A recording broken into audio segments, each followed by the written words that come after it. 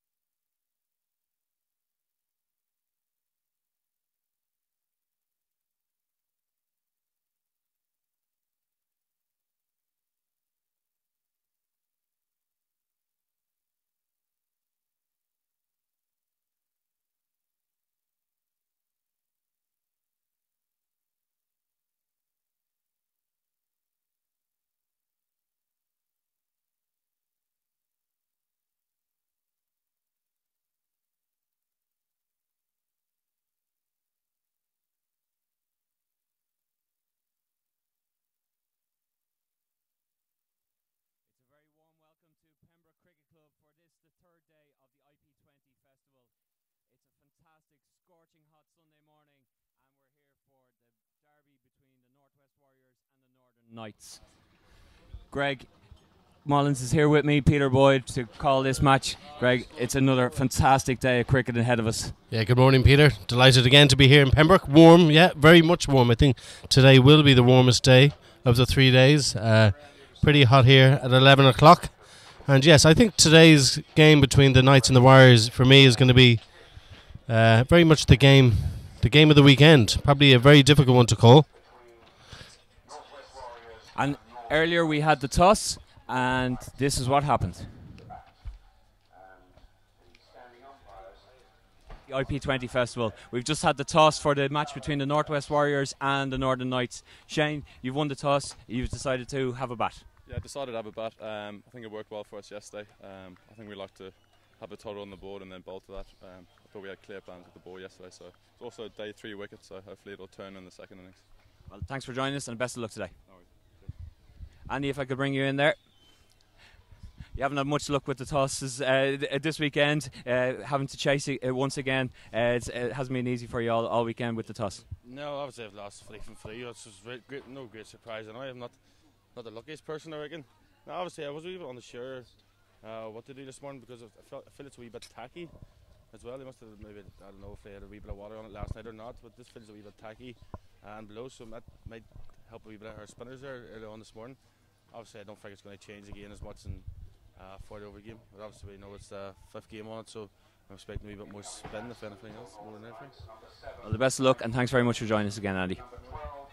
So after the toss here this morning on the third day of the IP20 Festival in Pembroke Cricket Club, the Northern Knights won the toss and they will bat first. So the Northern Knights opting to bat first, and opening the batting for them will be Nigel Jones and Alistair Shields, and opening the bowling for the Northwest Warriors is number 16, it's Ross Allen.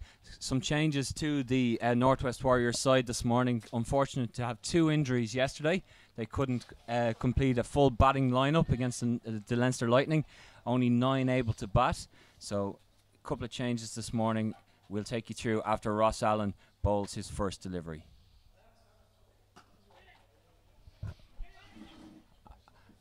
And a misfield there from Rankin at point gets Alistair Shields off the mark, Greg. Yeah, I'm really excited about this game this morning. 2 evenly matched teams. Hard to call the difference between the two. 2 teams both full of spin bowlers. Third day here at Pembroke. A pitch that's been used on both the first and second day. Spin certainly is going to play a part. And actually, here we are, Ross Allen starting up. First over of the day, left arm spin.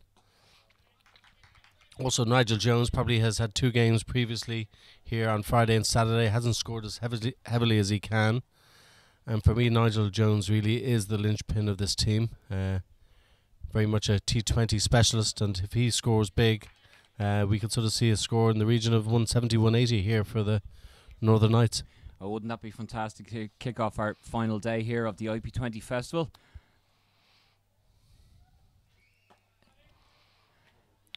He really is the specialist T20 batsman that the Knights have been looking for.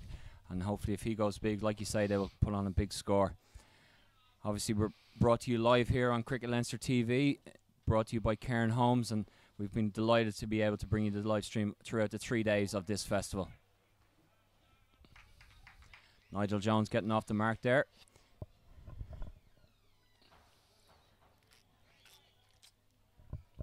Very nice start here by Ross Allen. I think only two off the first over so far.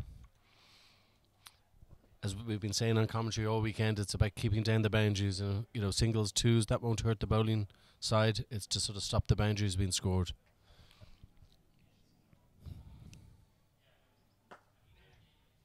And what's also quite interesting about spin bowlers these days, actually, the ball back of a length is often the dot ball. It's the one that is flighted up nicely, sometimes gets dispatched into the gardens. So whilst 2 off the first over, a few balls back of a length short, punched through to the covers, dot ball.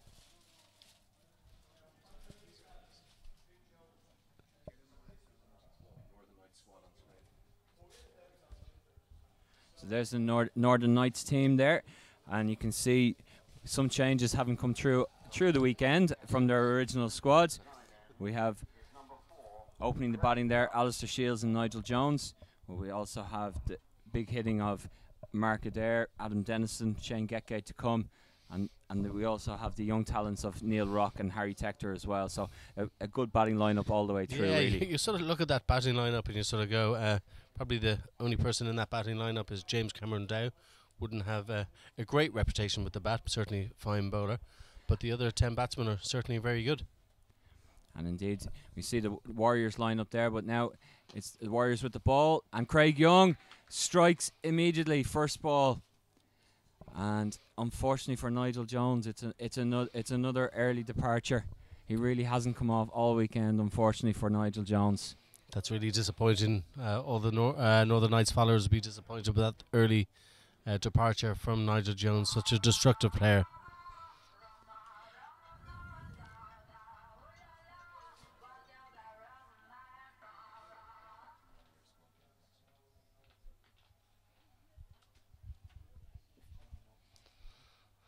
Whilst it is an early departure for Nigel Jones, this Northern Knights team do really bat down to number 10, but he certainly is the sort of linchpin player for them. As we were just going through the squad there, we did say that they do bat long, but we wouldn't have wanted that to have gone. He wouldn't have wanted Mark Adair to be coming in this early in the piece, and especially with them just having 2 on the scoreboard. But Mark Adair comes in. He has his experience, obviously gained playing across with Warwickshire in the past few years, and he's an experienced campaigner for a young man. But he'll want to get a few runs here this morning for the Northern Knights.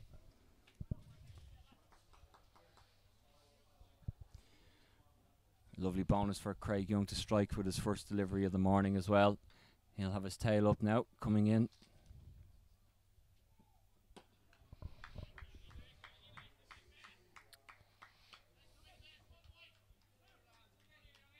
I'm not sure if that dismissal was sort of a symptom of the third day pitch here at Sydney Parade. Maybe not coming on as much as he would have hoped. And as a result, chipping it there to mid-off.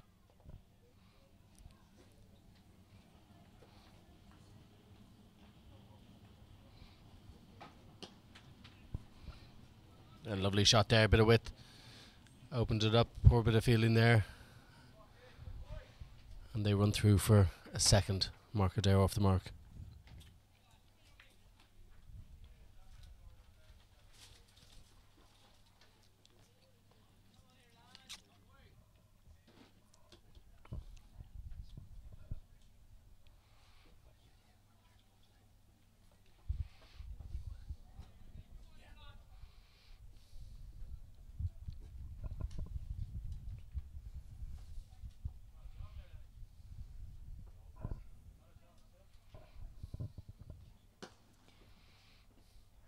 Good effort there.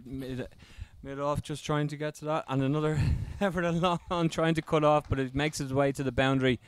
Attacking intent from Markadere immediately, trying to get on the front foot. I mean, it does go down in the book as a chance. I'm not sure the fielder would sort of like to see that going down in the book. It was certainly a terrific effort there at mid off, diving full length, I think, getting half a hand. But yes, a chance it was. I think Andy McBride made it into a chance there. What is it, Red Everett? Another big shot. Certainly mid off seems to be the place of choice for the batsman at the moment in this over.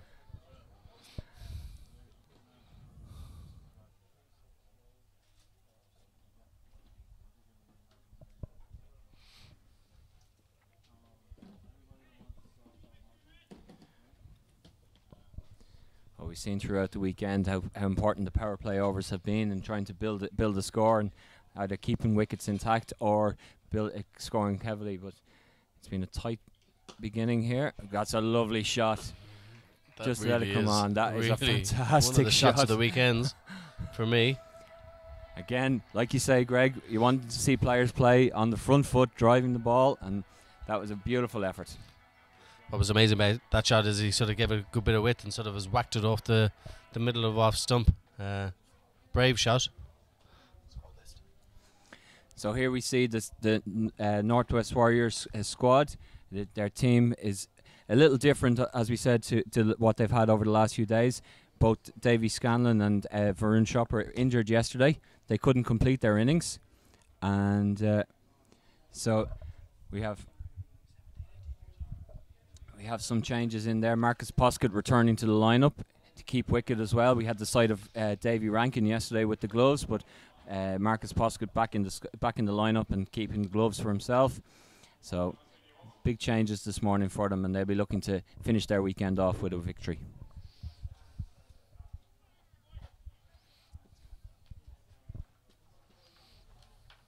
So it's Ross Allen to continue from the Wilfield Road end with his second over. And that's a fantastic shot. Getting to the pitch of the ball. Marker there, really coming down the wicket and depositing the ball back over the bowler's head for 6. Fantastic shot. Yeah, if you look in the last over, there were a few deliveries short of a length outside off stump, got sort of hit firmly to the covers and point region. No run. There we have a nice flighted delivery, a traditional left arm spinning delivery. Followed up here, another nice flighted delivery, and sort of outside edge over extra cover for 4. So that's 2 4s in a row. Probably in the technical side of it, not too bad deliveries, but 8 runs added to the total. It's 10 runs even. Sorry. It's 6 and a 4 there. Spinners Union. Yeah. Spinners Union. I'm trying to get it 2 runs back to the bank for the bowler here. But it really has put the pressure back onto Ross Allen's shoulders here now. 10 runs early in his over, and fielding changes. I'm sure there'll be a ball pitching a bit shorter here now. That's it. Rock back and pulled away by it there. Fielder out on the boundary there. Stewie Thompson, and takes it in well. Good fielder placed on the boundary. What's interesting about that delivery, that's probably the worst delivery of the over, and it's only gone for 1 run.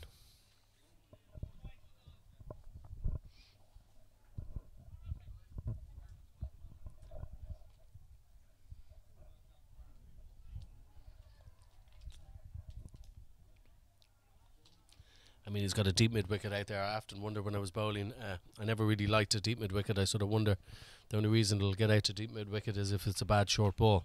I always prefer to have a deep backward square leg. That's a fantastic delivery. Yeah. There we have it. Marcus Poskett with the quick hands behind the stumps. He whipped the bails off there, and it's given out. Fantastic work by the young man there. That is a brilliant piece of wicket keeping. Yeah, it was a lovely delivery. Nice length, just beating the outside edge, and I think it confused the batsman there. He didn't feel as if he had moved his foot out of the ground. Yeah, Ali Shields departs there. Really good effort from Marcus Poskett. As I say, yesterday we had the sight of Big Davy Rankin with the gloves on. He missed a couple of chances for stumpings, but then this morning, the value of having someone who's really comfortable with the gloves, really used to the movements and the motions, and he was well able there to make it count and whip the bails off. It's a fantastic start for the Warriors this morning, taking 2 early wickets as Greg Thompson comes to the middle. Yeah, this is quite interesting. Greg Thompson, we talked about the deep mid wicket here. Greg Thompson really does enjoy the sweep, both the normal sweep, the reverse sweep. It'd be interesting to see if actually he moves his deep mid wicket somewhat finer to a more orthodox deep backward square leg. It looks like Thompson has indeed, Stewie Thompson that is, on the boundary has moved a bit squarer there. And you also have on the offside, you've got your sort of backward point and point there for the reverse sweep. Sort of interesting field there, but these guys know each other back to front, so as a result employing a field for the batsman. There we are, first ball straight away into the reverse sweep.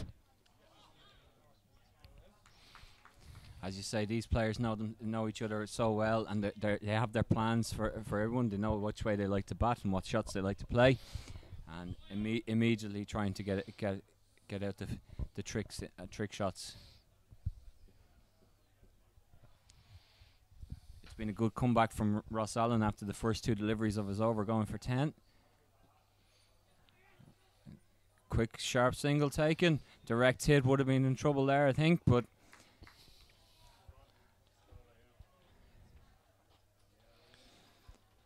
And that brings it close to Ross Allen's second over.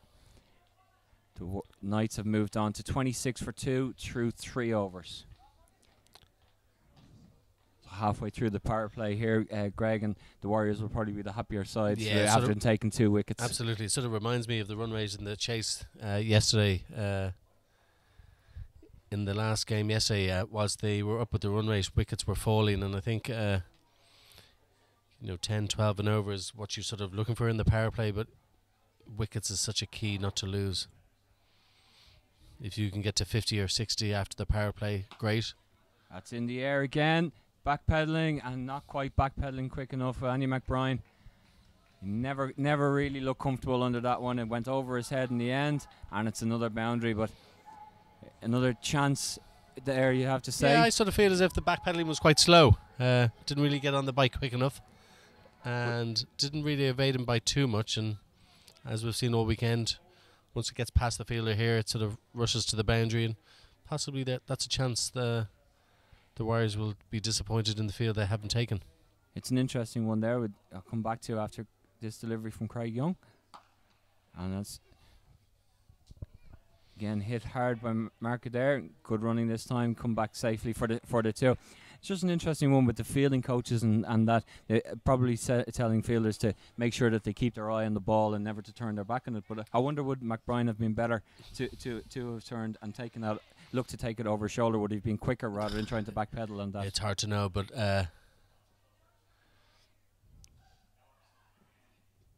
you really have a split second to make that decision. But no, I think backpedaling is the way to go. Once you sort of turn, you will take your eye off the ball, and you lose sort of the air where the ball is in the air, and that would probably make it even more difficult. Interesting start here by Craig Young. 9 balls into his spell. Or should I? Yeah, it is 9 balls into his spell. Bowling different sort of lengths. There's been a lot of full stuff, short stuff. Nice Yorker there in the last delivery. And that is a big hit. He got hold of every part of that. What a shot that is. A wonderful shot there. Again, Craig Young pitching a bit too short. I think it happened a bit to him yesterday. Bowling a bit too short, and at his pace, really, short is not the area that he should be looking at. Top of off stump, consistent sort of bowling, the odd Yorker here and there. And I really don't know why Craig does sort of employ the sort of shorter type bowling, because at his pace, as we've just seen there, dispatched to the boundary for a monster 6. He was having the success by pitching it up and getting it through there, keeping the score down, but that was just a fantastic effort from Mark Adair there. And third umpire Willie Clark there, bringing out the box of balls to Balakalesh and Azam Ali. Beg and It's a wonderful start here by Mark Adair. He's 30 not out of 12 deliveries. He's hit 3 4s, 2 6s. certainly showing attacking intent from the very beginning here, Mark Adair.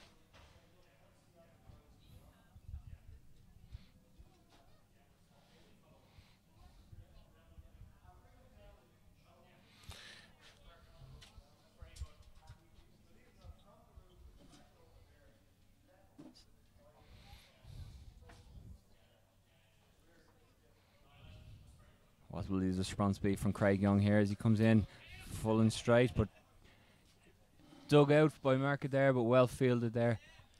A super bit of fielding. Clintock Super getting bit around of the fielding there. boundary.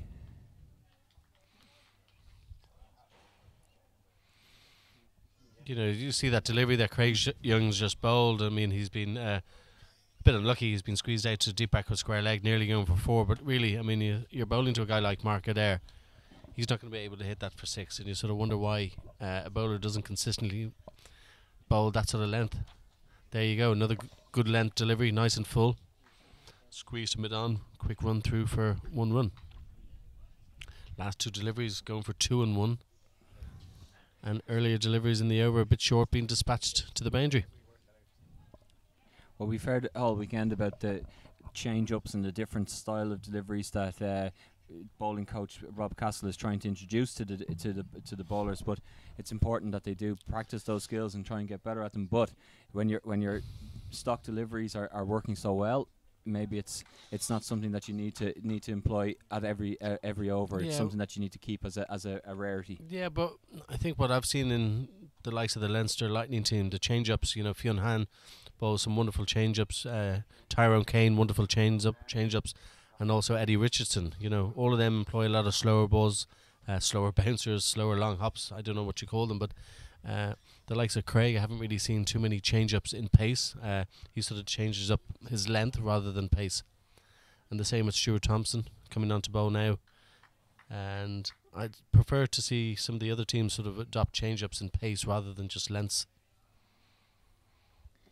So the first bowling change of the day sees Stuart Thompson come on to bowl the 5th over. And he begins with a wide.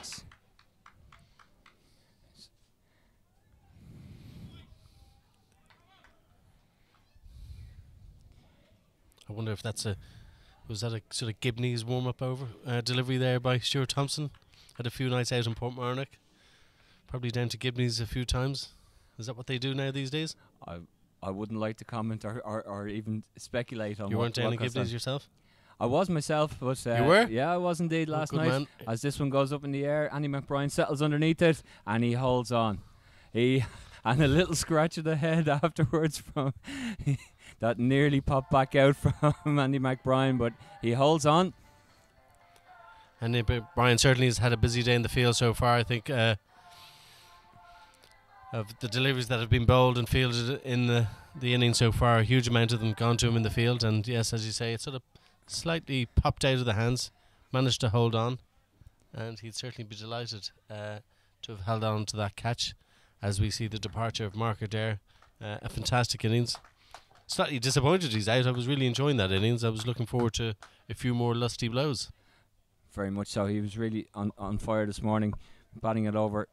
A strike rate of 235, 33 off 14 deliveries, and 3 4s and 2 6s in that all too brief cameo from Mark Adair this morning. But it's a 3rd wicket falling, and the Northern Knights are now 42 for 3.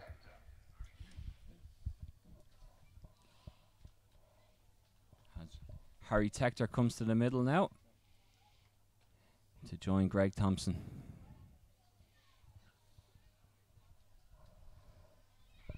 Yeah, I think a good opportunity here for Harry Tector. He's just on the guts of 15 overs to bat. Plenty of time to sort of have a nice innings. Doesn't need to go off racing too fast here. The Northern Knights have scored quite well. 42 on the board. Run rate is good. Obviously the wickets column is a bit disappointing. 3 wickets down. No, it certainly has been the Warriors' power play so far, with those 3 wickets falling.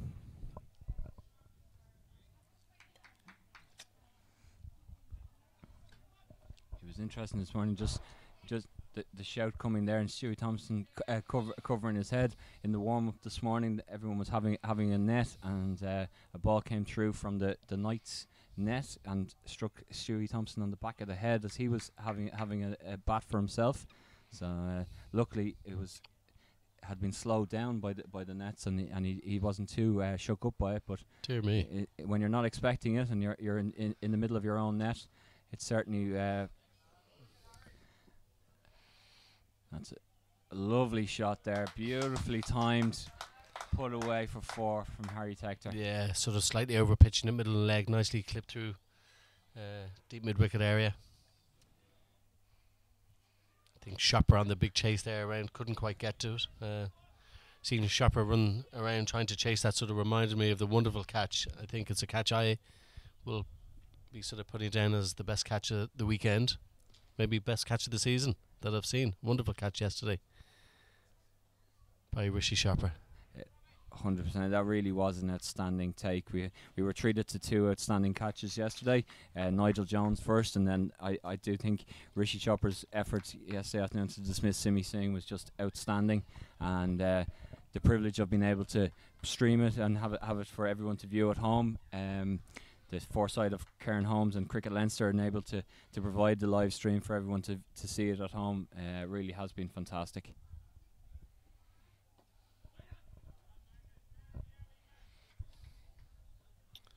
What I thought was amazing about the catch was the speed across the ground that Rishi showed. It really was, and not only that, but the ground being the outfield being so hard and so fast for getting value for the shots, to keep a hold of it as he went to the ground as well, and his elbows as he landed, to make sure that he kept a hold of it and it didn't pop out as he went to the ground. It really was a fantastic effort.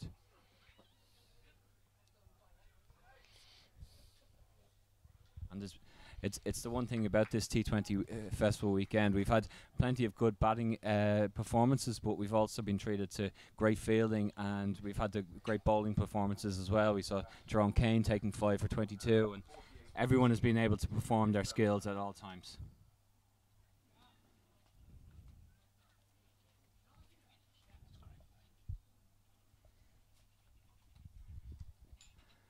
So after 5 overs, the Knights are now 48 for 3, and the helmet been run on to wicketkeeper Marcus Poskett.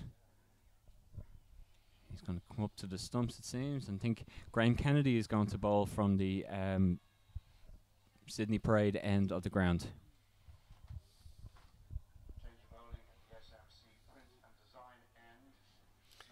Yeah, there's a lot of confusion about the end of the ground that people have been calling that the weekend. Sydney Parade end, St John's Road end, SMC Print end. I mean,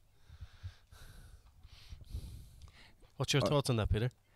My thoughts is it's the far end from our commentary position, yeah. So he's bowling towards us. Excellent. Graham Kennedy is quite an interesting bowler. He sort of reminds me of I won't say a poor man's, probably a good man's version of Alan Corcoran. If people following Leinster cricket would know him, over many years, came in, left arm over the wicket, didn't bowl with a huge amount of pace, swung it nicely, kept things basic, nice and simple. But yeah, Graham Kennedy doesn't bowl with a huge amount of pace, but what he does is he's got great skills at bowling a good line and length, and has consistently got plenty of wickets. He's a wicket taker, keeps it nice and simple. He's certainly a wicket taker, and he's been effective all throughout the weekend for the Warriors. Looking to keep the pressure on after that great start to the morning with taking those 3 wickets. It's interesting, everybody talks about having 90-mile-an-hour bowlers, fast bowlers, quick bowlers. Sometimes, you know, I've watched Irish cricket over the years with Tim Murtagh. Doesn't bowl with a huge amount of pace, but what he does do is bowl good line and length. And no matter who you're bowling to, if you've got bowlers who can keep those skills, keep it nice and simple, they can be effective. As you see, Harry Tector's looking to pull away, but can't quite get the timing right, and just nibbling away there. Graham Kennedy, as you say, nothing too flash about the pace, but line and length very good. What I like about Graham, I saw him, I think, in his debut in T20 cricket in Anglesey Road. I think a couple of years ago, came on as a young kid, didn't seem to be too overawed. I think within the first 2 deliveries of a spell, Kevin O'Brien was walking back to the pavilion. Second innings, chasing a good target. He batted really well for the Northwest Warriors, and the Northwest Warriors had one of their infrequent wins against the Leinster Lightning, but they did indeed beat the Leinster Lightning in Anglesey Road. Helped really well by a good performance by Graham Kennedy. That's a beautifully timed shot from Harry Tector. Beats the despairing dive there at long on.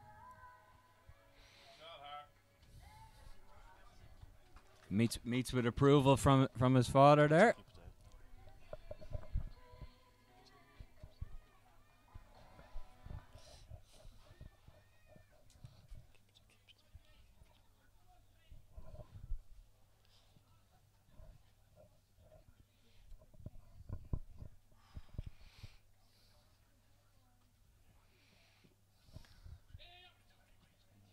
And that beats everything, goes through. Great bit of feeling there. Davy Rankin getting across the ground and getting low to save a couple of runs there.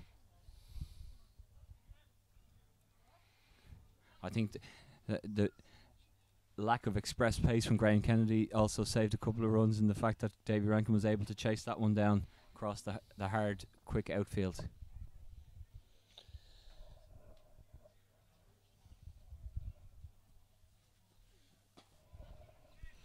Oh, very unlucky there. I think the bowler will be a bit disappointed.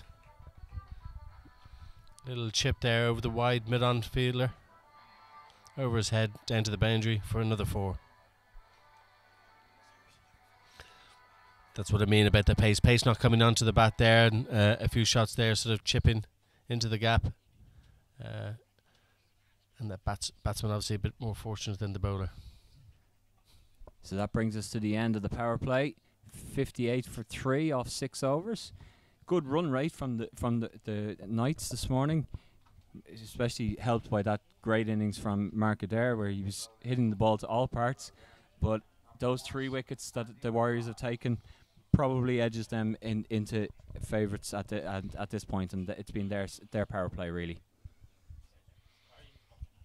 I think though the Northern Knights will be happy enough with the start. 58 runs on the board, only 14 overs left, a deep enough batting order, so I think 58 on the board, third day pitch, is probably worth an extra 8-10 runs to the score.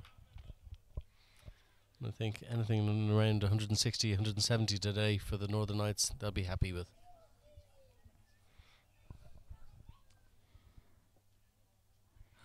After the power play, the fielding restrictions are eased and you can put your more men out on the boundary. So Andy McBride comes on to bowl the 7th over.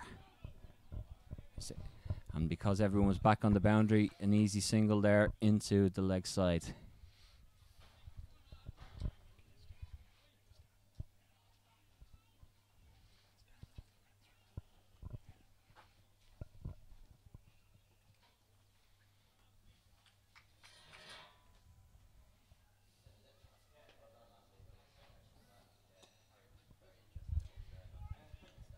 Call is to push too, but Shopper again quick across the field, gets to the ball and releases quickly, restricting them to just a single. I think we're certainly amongst the hottest of the 3 days here in Sydney Parade. Really warm here this morning. Yeah, it's definitely the hottest morning anyway of the 3 days. So if you are in the area, make sure you get yourself down to enjoy this Sunday afternoon, morning and afternoon here. Plenty of entertainment, kid zones and everything else going on for the family, and come down and enjoy some great cricket. I actually met somebody last night who said he hears the weather's going to be like this till the end of July. Interesting that now, we've gone from 2-3 day forecasts now to sort of 3 week forecasts in Ireland. Maybe getting a bit carried away with that, but no, it's really been a great summer of weather so far. Great cricket weather, and if we're going on that, we may as well go back to Old Moore's Almanac and take the long range weather forecast and that.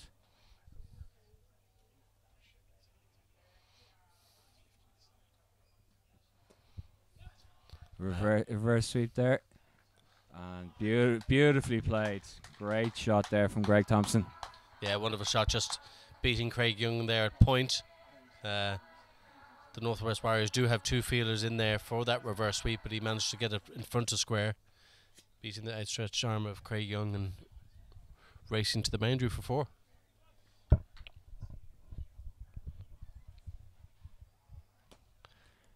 Aerial this time through point, but safe and just a single. William Clintock patrolling the boundary. That finishes the Andy McBride's over. Moves the Knights on to 67 for 3 through 7 overs. It's great to see a Sunday morning, the crowd beginning to fill along the wall here in Pembroke. Enjoying this, a nice relaxed Sunday morning.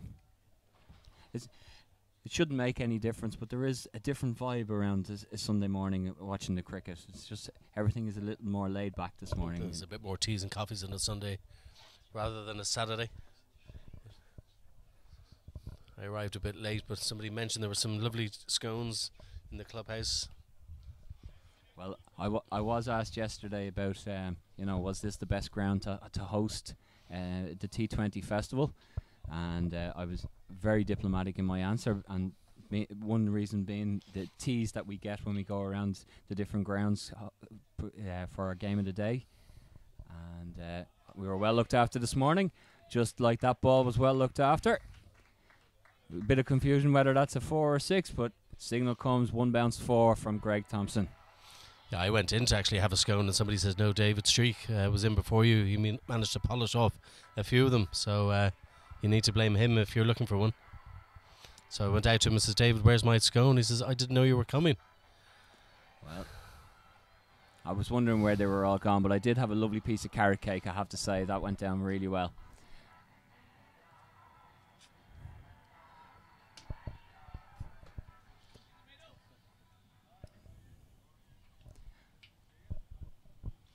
Just a sign of how hard the outfield is here. That ball bouncing inside the boundary rope, but managed to bounce over the wall here in Pembroke and into the gardens. I don't know if Billy Dwyer, a great Pembroke man, is here this morning.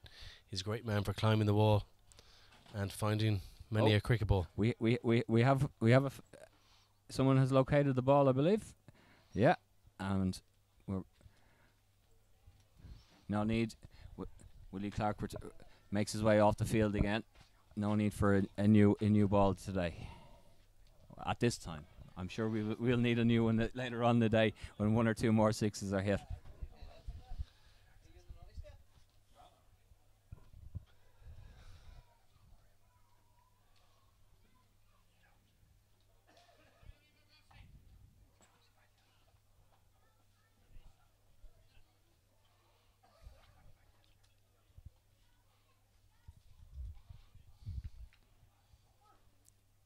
Ross Allen has come down to say hello to us here at our commentary position. Just comes in and ball immediately comes to play down to him to field at fine leg.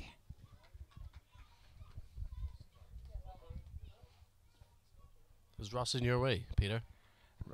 Ross is doing a great job there. He's feeling very well, but I mightn't be able to commentate exactly on the ball by ball action. Some people would say nothing changes really. Is that a bit harsh, Peter? Harsh but true. No, I'm being unfair to you there, but no. Ross has generously moved a bit to the left and giving us a perfect view of the cricket here this morning.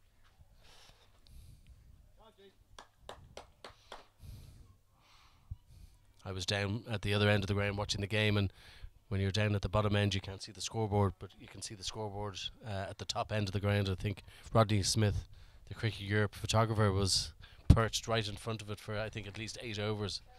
Eventually we had to make a phone call to Rodney, ask him to step aside so we could see the score, which he gladly did. Don't think it affected his photographing capability for the rest of the day, but it was good to be able to see what score it was. Speaking of the score, 72 for 3 as Graham Kennedy comes into bowl and tucks up Harry Tector again. As we've said before, Grant Kennedy been very effective again. No express pace, but really, really effective for the Warriors. Just been informed Roddy Smythe is actually a cricket Leinster photographer. And not Cricket Europe.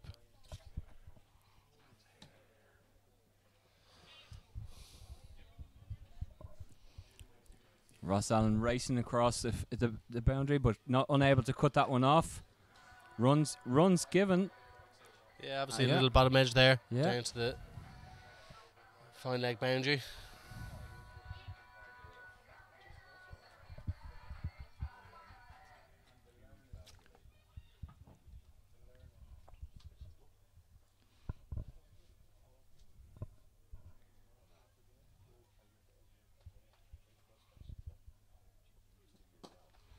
That's gone straight to. What a catch there. Wonderful catch there. William Porterfield, safe as houses, as they say, under the ball, and brilliant take.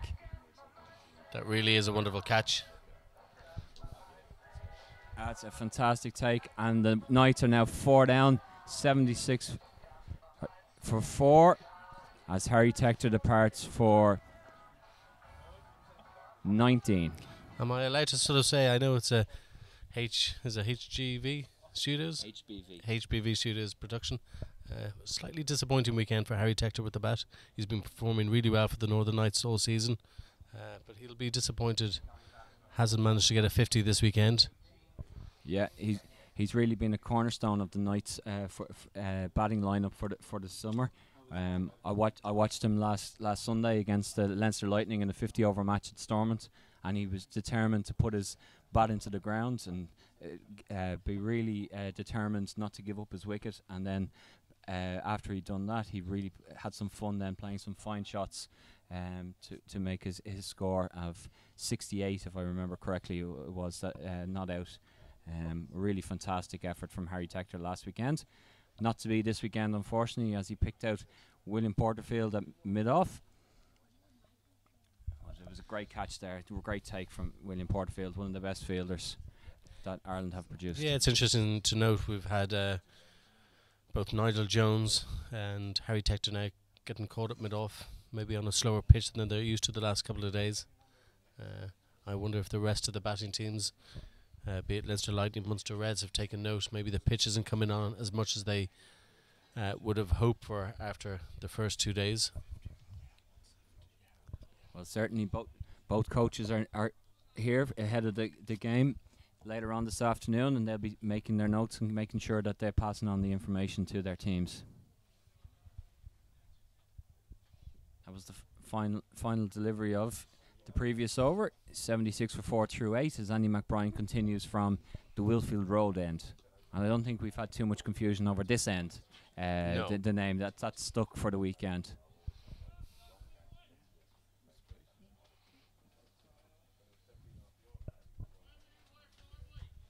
That last delivery's getting, slightly caught up in the pitch, popping a bit as he chips it out to square leg. I was talking to Andy McBride at the toss, and he was saying that the pitch was a little bit tacky this morning when he was out there and having a look around. So I think this is a key period for the Northern Knights, the next 4 overs. I think if they don't lose any more wickets, add another 20-30 runs, will set them up nicely for the last 8 overs of the innings. But I think really in these next 4 overs they can't lose any wickets.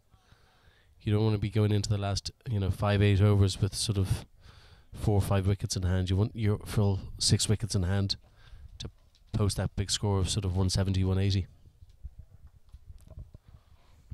see Mark Adair walking past us in our commentary position. Brilliant innings from him this morning.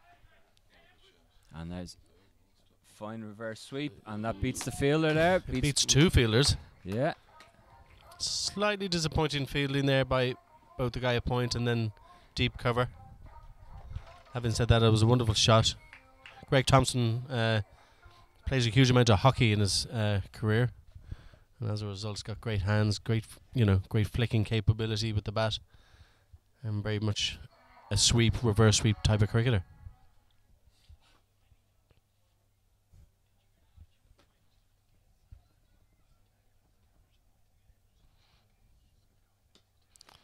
And pulled away this time. Wide of the fielder there. Beautiful shot from Greg Thompson. Aaron Gillespie there didn't have a chance. No, disappointing delivery there. Bowling really too short. I'm sure there's plenty of cricketers who aren't playing too much cricket at the moment would be saying I could have probably whacked that for 4. And Greg Thompson certainly gave it the full treatment. So that's 2 4s in a row. Pressure on the bowler.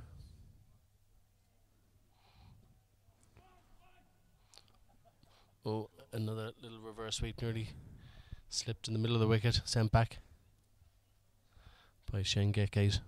Sent back, but I think that was a good decision to send him back. Grant Kennedy was all over that one, and it's 82 for 4 through 9 overs.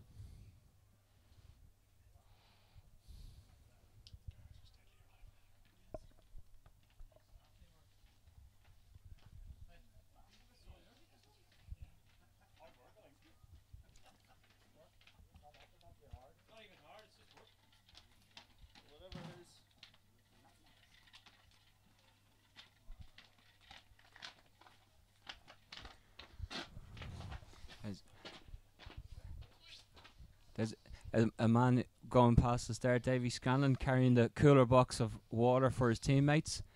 I'm not sure there's water in the cooler box, is there? I'm not sure. He's making it look like there is anyway, but the poor man yesterday came up with a bad back injury, had to be helped from the field. And now he's carrying heavy water. And he's made carry the water for the team. Who's the physio? Who's the physio for the North West Warriors?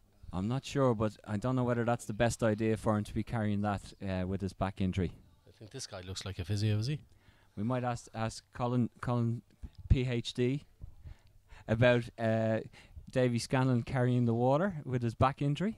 Yeah, he woke up today feeling a bit better, so whatever he did last night seems to have helped the pain, but we'll definitely be managing over the next few days to get him ready for the 3-day. Yeah, that's it.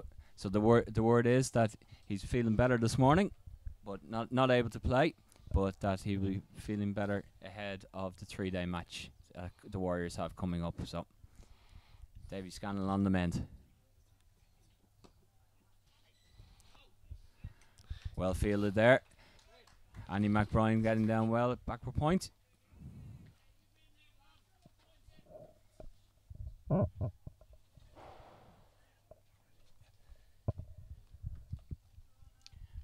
So we're approaching the midway point of the night's innings. They've been scoring at a good rate, Greg, all throughout. Up at 86 for 4 now. As you said earlier, they'd be targeting 160, possibly as a really good target to set for the Warriors to chase. Yeah, I think approaching the halfway stage here, I think 160 would be a disappointing finish for the Northern Knights. I think somewhere between 160 and 200 is a target now that they'd be capable of getting.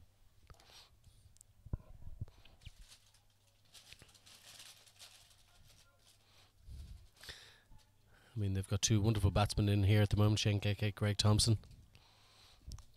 Good exponents of T20 cricket.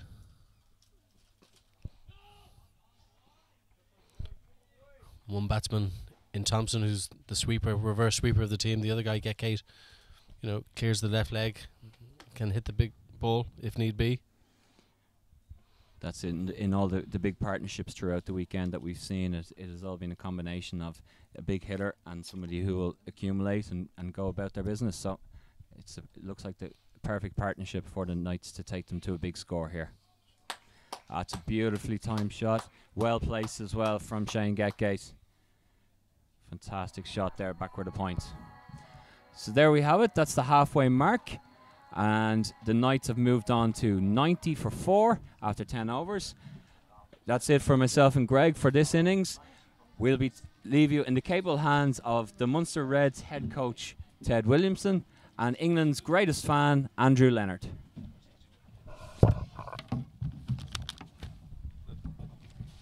Thank you, Peter. Not for the introduction, but thank you for the first 10 overs. And just to clarify, I did get England in the World Cup draw. I believe that's what he's referring to, nothing else. Of course, a proud Irishman. I'm joined by another proud Irishman to my right, Ted Williamson. Thank you for joining us, the Munster Reds head coach. How are you, Ted? Great, Andrew. It's an honour to be here with you. Do I call you Andrew or Lenny? Or Most people call me Lenny, as you know. All right, well, let's keep it relaxed. Lenny, how are you? Yeah, very well indeed, mate. What a 3 days. We've been blessed with not only the weather, but some fantastic cricket. Yeah, I think, it ticks a huge amount of boxes, to be honest with you, Len. If I put my coaching hat on first, I suppose, and I've been speaking to some of the other coaches about this and some of the players, is that the learning from it has been invaluable, because you have the guys together for the 3 days, you're reviewing games and you're going straight back into another game, whereas the previous format we'd review games probably 2 or 3 days after a game had taken place on a Friday at training maybe. So it's just live feedback on the day. I think on top of that, to have the facility to have people come down and watch like literally the best cricket in the country. The best 44 players in the country. Absolutely. It's absolutely brilliant, and I mean the weather, the ground, the brook is looking amazing. I can't see a box that it hasn't ticked, to be honest. McClintock into the attack, and I believe it's his second bowl of the weekend, and he was very expensive yesterday. He was throwing the ball, he had no idea he was going to be bowling. You could tell his shock when Andy McBride tossed the ball the fourth last over yesterday. It went for 21. That got the lightning right in the way. Did you catch much of the second game yesterday? Saw bits of it, but just going back to Willie, I think having worked with him with the 19s, he's a fellow who wouldn't be fazed by it. If he bowls wicket to wicket, he can be quite tricky, because with his action he kind of naturally angles the ball back into the stump. So he actually, if he gets it right, could be like that in itself. That delivery there was spot on, and if he can keep doing that, the batters are going to have to take some risks against it. So more importantly, mentally it won't faze him. He's certainly known as an all-rounder. He's a hard-hitting batter. He contributes very heavily for his club Donovan in the Northwest, so dominant in Northwest cricket. And he started with 2 dots, a little bit better than the 21 off the one over yesterday. Yeah, absolutely. See how this one goes. Goes McClintock again. Thompson down the track. Just out to deep cover. Graham Kennedy mops that up. Just a single, that's going to be. That's a win for him. As long as batters are hitting guys sweepers, you're winning in this format. I mean, you'll allow the odd boundary, but because batters are allowed to hit boundaries, but if you're hitting sweepers, that's a victory.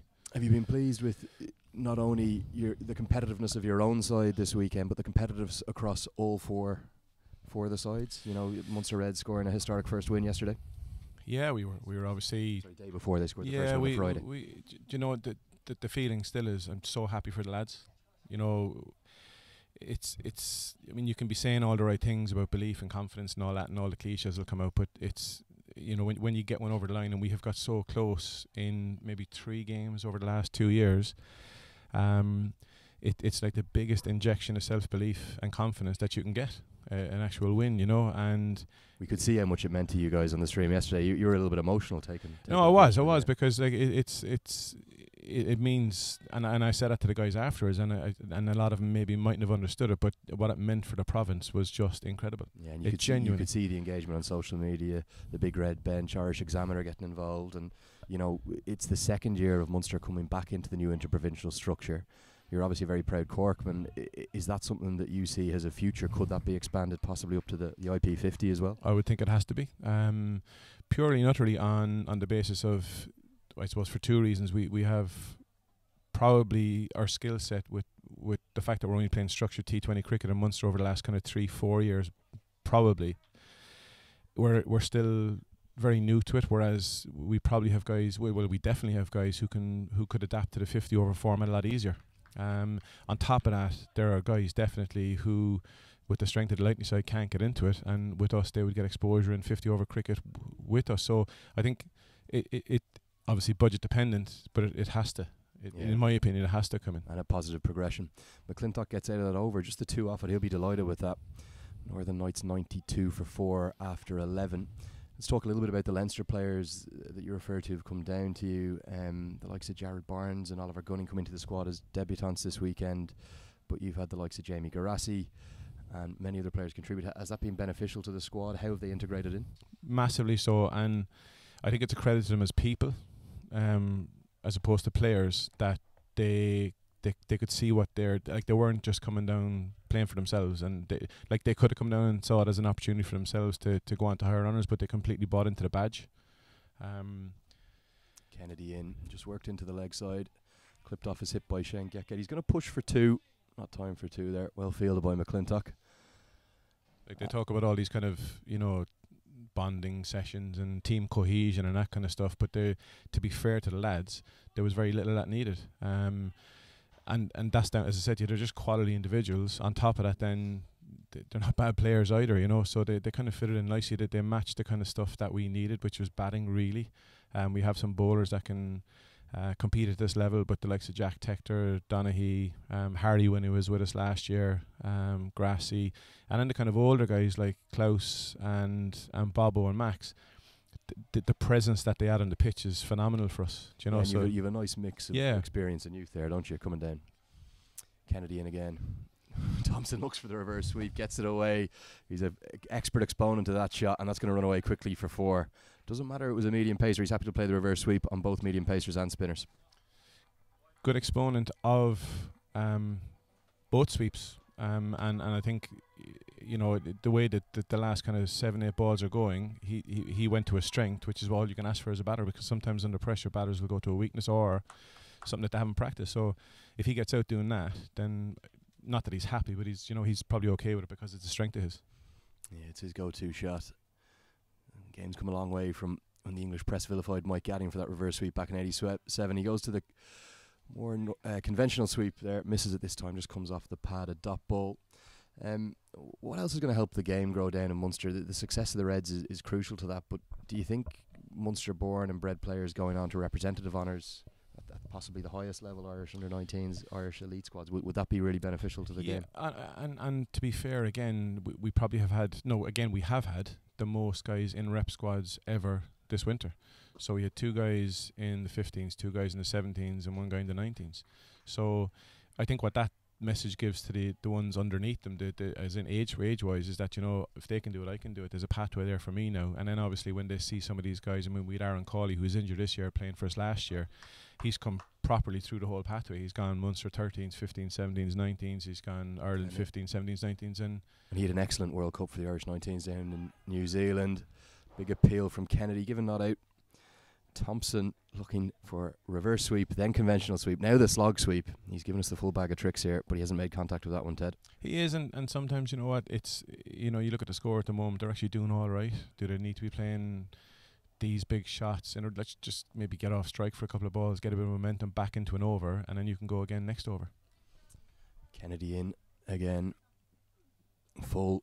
He's looked for the mo. Thompson just possibly struggling a little bit.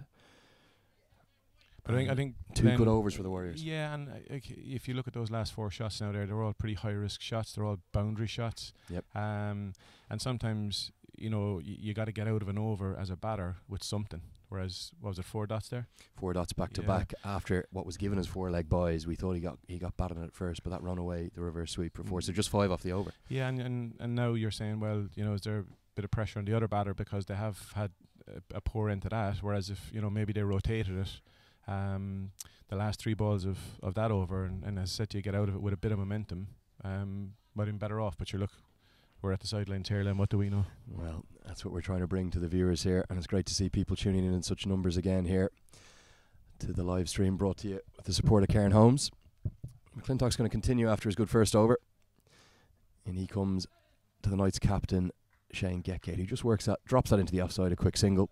I think you could see Geckett and Thompson talking about that. Well, what's our plan for the last 8 overs here? We've gone at 8 and over. We're nearly up to 100. What sort of a total would you be targeting at if you were sitting as the Knights head coach here? What would you be looking for? What would you be comfortable with? I think potentially sometimes with guys it's easier to break it down and say, where do we want to be after 15, and then, do we want wickets in hand and then go hard in the last 5 or 4? But right now, I think you're taking all that out of the equation if you're batters here, and you're saying, right, let's just get some momentum back into the innings again, because it's kind of stalled. Pressure building on Thompson here. The slower ball from McClintock, he couldn't get that away. Another dot ball, 5 consecutive dot balls for Thompson, and I think we could see another big release shot here, couldn't we? Let's get off strike. Into the pitch, pulled away into the deep. They could push for 2 fit men, Thompson and Geckett, but straight out to Stuart Thompson, the fielder, one of the best fielders on show this weekend, and he saves the 2. Like even there you look at Greg now and just looking at body language and that kind of stuff, and he's whacking himself on the pads and that kind of, so he's clearly frustrated. But I think when you go into a situation like that, just get some bat on ball again to get back into the game again. You know, he's McClintock in again, and just hits a length. Clipped into leg side by Getgate. Again, they look for 2. There possibly was 2 there, but a little bit slow on the turn. They settled for 1. We'd love to hear from you here on this live stream. And if you can get involved, send us in some tweets using the hashtag T20Festival. An interesting one from John Pryor this morning. John Pryor, Malahide Cricket Club. I'd like to put this one to you, Ted. The expected standard, John Pryor says, the expected standard of fielding at pro level in Irish cricket is far too low. Eddie Burrell set a standard in the amateur era that is yet to be matched by the current fully professional team. The case in point, William Porterfield, possibly still the best fielder, and he's 34 with a dodgy knee. Please bring back the Birrell standards in the field, please. Good shouldn't be good enough. What do you think of that, Ted? I think it's fair. But I think if you go back to Porterfield, why is he your best fielder? It's simple. He's just worked at it. You know, you can go off in many tangents on this one, but you know. And again, pulled deep into the leg side over cow corner. Stuart Thompson can't settle into that. That's gone all the way for 6, and the release shot finally works. And the Knights release that pressure. The 100 comes up here. Good hit. He's back in it now. It's a case of what are they looking to do now next over here? Is it a case of more momentum and you know, get a 6-7 over out of it, or are they going to go big again? Hopefully they've learned from it and saying, you know, we just need to maybe get up to around 120, 130 with 5 to go and then see what happens. So the Knights, after 13 overs, 106 for 4. Let's go back to that point from John Pryor, talking about fielding. It was something the Irish team always prided themselves on from our first global appearance at the World Cup in 2007. Birrell said we could match the very best sides with our fielding, but possibly not with our other skills. Do you think something's changed in the game here in Ireland? Why is the fielding possibly dropped off a touch? I think mainly due to work on it. I mean, I'm not saying that the guys don't work on it, but what are the things they're working on? I remember talking to one of the coaches in one of the county sides in England, and he said that all they do is work at match intensity all the time. You know, they don't do anything special. They don't work a whole lot on technique. They do work a lot on diving technique, and sliding and picking up and that kind of stuff, the technical parts of that. But he said there's no magic to it. It's just no secret formula. No, it's just it's hard work, and it's intense work. It's the intensity for him was the key. And is that perhaps the regularity the squad's getting together as a group as Stuart Thompson comes back into the attack to bowl to Shane Getgate? Full just pulled or clipped into the leg side, really dragged down to cow corner for 1. Do you know, I think sometimes we're all I mean, I'll be honest with you myself, is that we're guilty maybe of taking the foot off the gas when it comes to hitting catches sometimes that we don't. Yeah. Like I was at the T20 Blast finals last year and I watched Warwickshire warm up. Yeah, watching Warwickshire warm up, and they were like just doing exactly the same stuff that we were doing, but the coaches were absolutely melting the balls at the fielders. So they were doing it at a higher intensity, well, which was bringing a higher set of skills. I'm not saying that we don't. Just a dead ball there. Sorry to interrupt you, Ted. It looks like a kid might have just walked across the side screen, and Greg Thompson rightly pulling out from the delivery from his namesake, Stuart Thompson. Sorry, go on. Yeah, I think I'm not saying that we don't do that, but I think they do it more often. You know, again, I'm not party to what goes on in other unions and the Irish sides and that kind of stuff, but like I know for us, for instance, we probably spend more time working on bowling and batting skills. Yep. You know, and the fielding actually maybe just needs more volume of work. It's as simple as that, you know. It's a volume thing. Stuart Thompson in to Greg Thompson. It's out the off stump, signalled wide, rightly so. And speaking of good fielding, Stuart Thompson, certainly one of the best exponents in the Ireland squad, bowling to his namesake Greg Thompson, a very fine fielder as well. What stood out for you this weekend from the Munster end of things? If you don't mind me saying that in your win, I thought Stephen Doherty was exceptional. He was. Steve was a great kid. I think one of the, I suppose the two things that stood out for me from his innings was, one, he stuck to his game. Which I think sometimes in T20 it's so frenetic and muddled that we forget about what we're good at. And the second thing is he showed that there's a place for proper batters in in this format. Yeah, we discussed here that we felt there was almost shades of Kane Williamson in the way he went about his T20 innings. Yeah, absolutely. Ian Bell, likewise, you know. Proper cricket shots. Yeah, and, you know, his innings stood out. You know, gunning the way he started off. You know, 4-4-4-4. that His first 4 balls in interprovincial cricket. Thompson into Getgate this time. McBride at backward point just can't prevent the single. They scamper through for 1. Just to give you an idea what was going on over in the tent, I suppose when that was going on, you could see again the energy that the guys coming in were feeding off from that start that they got. You know, that kind of confidence. Well, you know, this is, you know, one of their best bowlers, and Gunners is just helping himself to a certain extent to balls that, to be fair, weren't the best, and I'm sure. Two full clipped away to the leg side. Super piece of fielding from William McClintock. Just gets one hand out, saves a certain boundary. And the throw in, that's 2 runs saved. And appreciation shown by the bowler Thompson, rightly so. Great bit of fielding. Yeah, absolutely. And that's that commitment again from Willie. He'll you know, if you said to Willie McClintock, run into a wall and you'll help the team, he'll do it. Yeah. You know, just the commitment and attitude is just to team is unbelievable. We spoke about the standards of Irish fielding maybe slipping off over recent years, but we did see 2 unbelievable catches yesterday. Which for you was better? Nigel Jones with the one-handed pluck at long on, or Rishi Chopra? Well, Jonesy, because he's nearly 50, isn't it?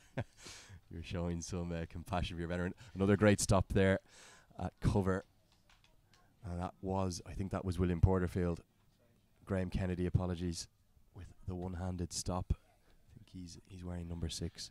I think anytime you go for something one-handed, obviously Jonesy was just showing off, but you know, one-handed in the deep, the hand was going for 6. The hand-eye coordination needed to actually nail that is incredible. Incredible. There were 2 very different catches. I suppose Chopper made so much ground, and been treated to a real show. Just a slight break in play here. Azim Ali Beg, the square leg umpire, just wanting to check on something with his third umpire, Woody Clark. I'm just going to try and ascertain exactly what's going on here. Just double checking the number of balls left in the over, and there is indeed 1, and that's because of the wide on the second ball of the over. Good of Azim Ali to check at square leg. Comes Stuart Thompson. Full, nails his Yorker. You're not getting that away, are you? No, and we speak up with our guys, and sometimes we tend to overcomplicate it with the ball. You know, you look at William McClintock's first over there, he just bowled wicket to wicket, and it was really effective. Yep. And if you're good at something, just do it. And if they get you away, good luck to them. You know, but sometimes I think we're trying to be too cute or overthink, or maybe go one step ahead of them. And the basics of cricket are still quite valuable in all formats. I'm just going to take a quick look at the batting card as the 2 batsmen take a drink. It's another very warm day down in Sydney Parade at Pembroke Cricket Club here, and Marcus Poskett, the keeper, just looking for his helmet as well. So just running through this card here, Alistair Shields and Nigel Jones, 2 openers both out for single-digit scores. Mark Adair smashed it everywhere, huge 6, arguably the biggest 6 of the weekend down the Gardens in Pembroke, 33 off 15. Greg Thompson on 35, but he might just be struggling and frustrated with his strike rate. Harry Tector, a cameo of 19. And Shane Getgate, 11 not out. Warriors captain back into the attack. Andy McBride, reverse swept again by Thompson. Super piece of fielding by Graham Kennedy. Saves at least 1 run there. Yeah, and like right now, when the Knights are looking to accelerate, these are the kind of small little things that will that give the team a bit of a G, the bowler a bit of energy, and a day like today where I know it's only 20 overs, but you're into the last 5. Some of them are feeling it now. You've been guaranteed it. So those little things lift you. You need that from everyone. That's a good point. Andy McBride in with his off spin. Getgate looks to sweep.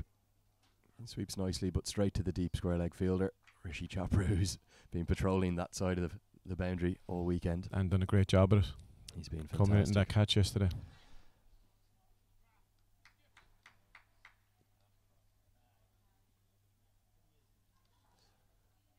McBride in again. Shorter this time. Pulled by Thompson. Just 1 bounce in front of that man Chopra. Super fielding again. Picks it up cleanly and throws it in. Can I talk to you a bit about yesterday's game, Ted? It was a funny match.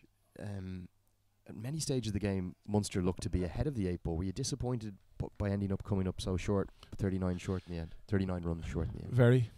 to be quite honest.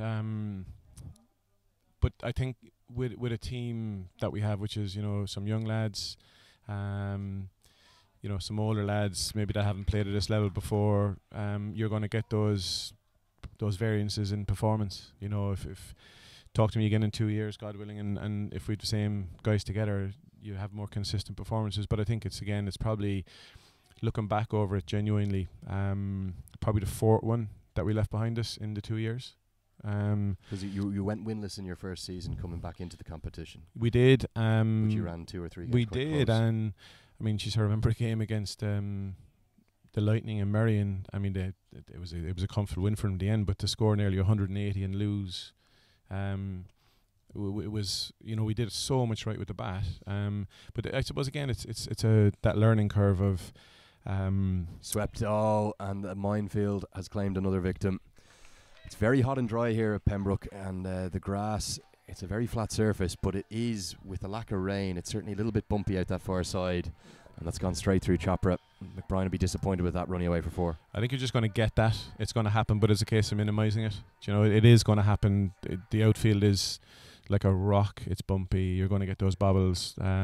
Even putting your body behind it, sometimes, you know, you'll be looking for it to just thud into it, but this thing it's going to happen. It's just a case of keeping it to as minimising things as possible. We haven't had rain in weeks. The hashtag heatwave keeps trending throughout Ireland.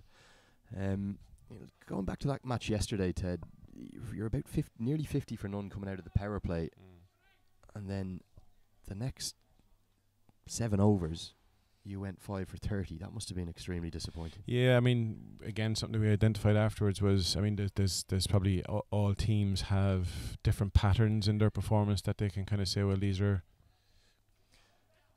clipped away. He hasn't got bat on that. The umpire has signalled wide. Thompson looks back. Stuart Thompson looks back. He's disappointed with that, and he's changed his decision.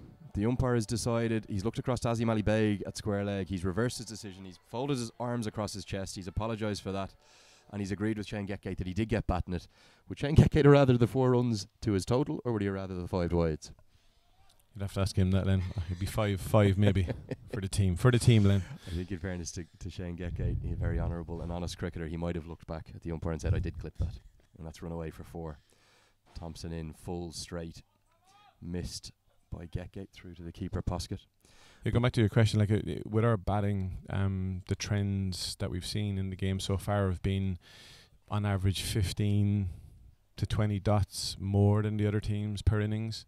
The Reds have taken, as a batting unit, yes, 15 to 20 dots more. Absorbed. So you've analysed. Yeah, and then boundaries, you know, on average between kind of, if you just look at 4s, for instance. Comes Thompson shorter this time. Getgate was looking for the ramp shot, but as it was a bouncer, he's ended up falling on his bum. I think that was a great example of he premeditated no matter what. And again, a great example to anybody watching to say, you know, if you have an option in your head, yeah, have it in your head, but then clear your head and just play the ball as bold. And Stuart Thompson will be delighted that he hit that short of a length through to Marcus Poskett for a dot. I've seen a lot of dots and a lot of boundaries in this innings. It's been a strange one.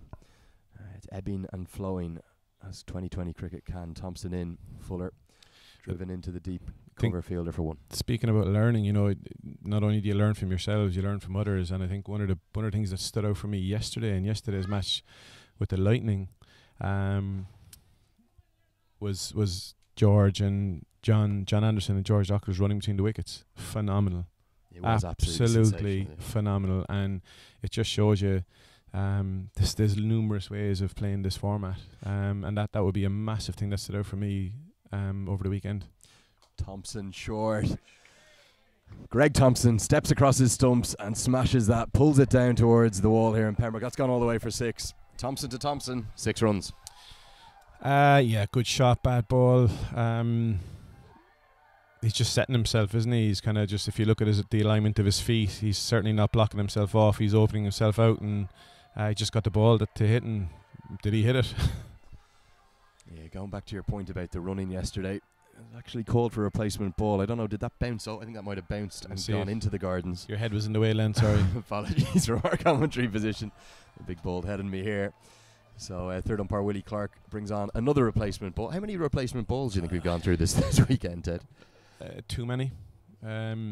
but that's the bowler's fault, isn't it? You got to blame the bowlers. They're just throwing up too many hittable balls. It's a batter's game, and you were a batsman yourself, Ted, of course. Yeah, well, it would take me 2 hits to get it that far, Len, unfortunately. I don't know, I've heard a rumour you're still in good form down in the Munster Leagues yourself. No. But look, going back to the Reds things, I think if you're clear on what you need to work on, then it's easier to work on, because if you try and work on too many things, you dilute, the outcomes from sessions. So dots, and then the other thing was boundaries, where if you just look at fours in innings, we're probably between 4 and 8 boundaries less per team. So in that period that you're talking, Fuller this time, driven by Greg Thompson, back-to-back boundaries.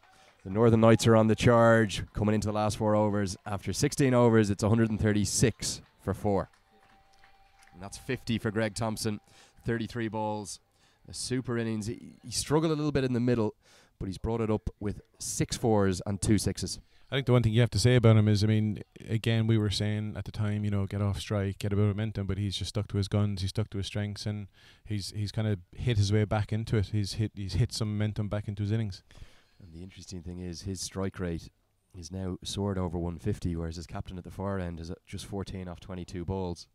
In fact, he's got 18 off 23 balls, just as our graphics update here.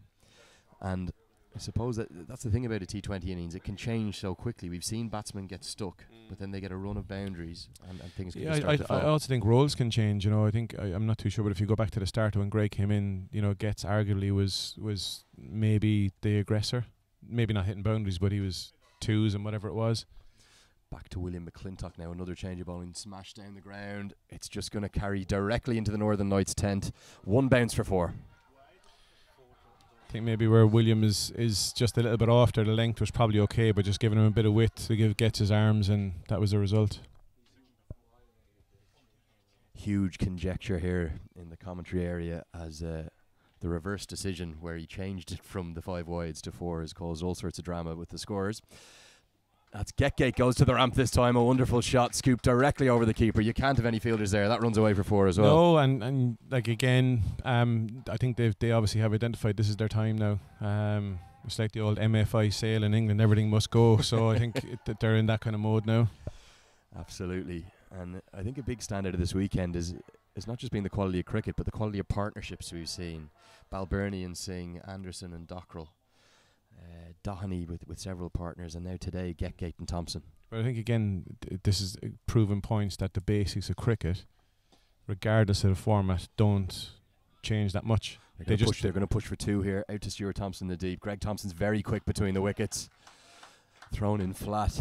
McClintock looks a bit frustrated, but sometimes as a bowler there's not a lot you can do about that. No, and I think as you said earlier, bowl your best ball. If they get that away, good luck to them. Set the right field, bowl your best ball, be clear on what you want to do. If they still get you away, good luck to him. Stuart Thompson was quick to the ball in the deep, but he couldn't prevent the 2.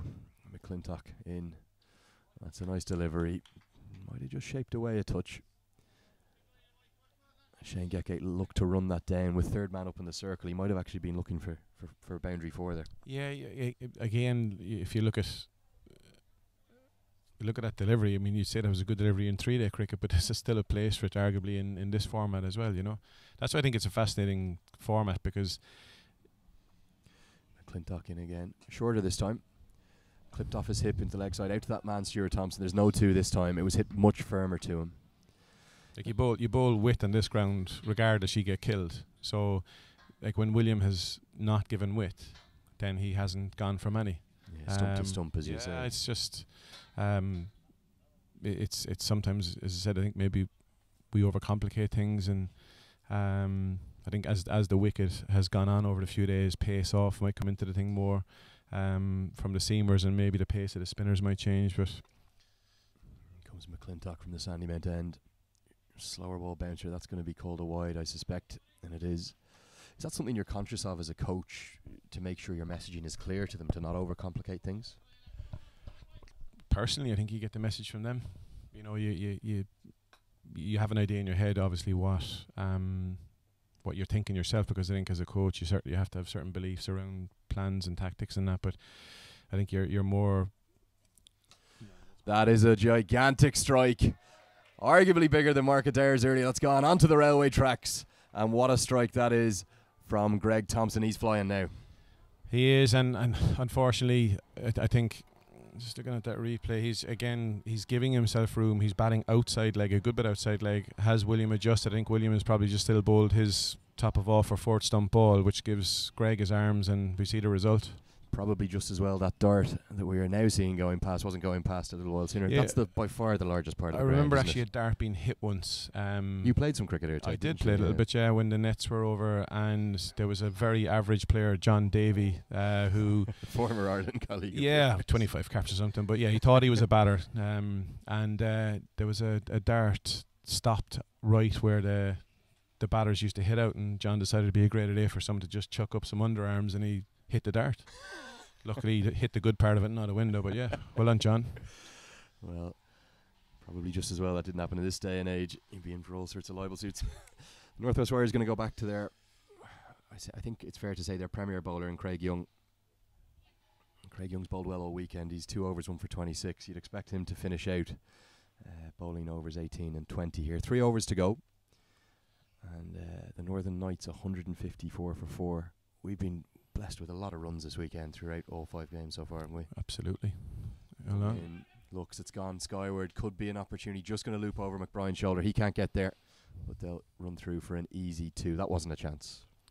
No, I just think it's going to be interesting to see how the spinners adapt, because to me they've probably the most to gain out of this. You mean with the wearing wicket on the third day? Yeah, it's the same pitch for everyone at home. It's the same pitch for all 3 days here. Played very well though, isn't it? Absolutely. I mean, you look at the runs. You look at the runs. It has to have played well, but I mean, there's Young in shorter, smashed down the ground powerfully by Getgate, but straight to the long off fielder where he has the protection. I think the most learning, arguably, again, I'll just speak for us, has been with the ball. You know, guys, individual plans, team plans, fields, that kind of stuff. I mean, the batters have done well, but I in my opinion, I think the most learning can be derived from the bowling and the bowling skill set. And for you, I can only presume, the more cricket you play, the more you're going to learn. Young, that could be called a no ball. It is. He was looking for the Yorker, but it came out as a beamer. It struck William McClintock firmly on the knee. That deep square leg, it was hit so hard, and he looks in quite a lot of pain. We're going to have a no ball, and we're going to have a 4th free hit of the weekend. Yeah, pretty big hit. Skidded on, just burst through his hands. Williams kind of guy, I think he'd have to chop his leg off for him to go off the pitch. Yeah, you can see the Northwest Warriors physio running down to try to attend to him. I'd be surprised if they carry on here, but Young is going to come in. As you say, William McClintock hard as nails. Free hit to Shane Getgate. Smashed, huge, down towards the car park.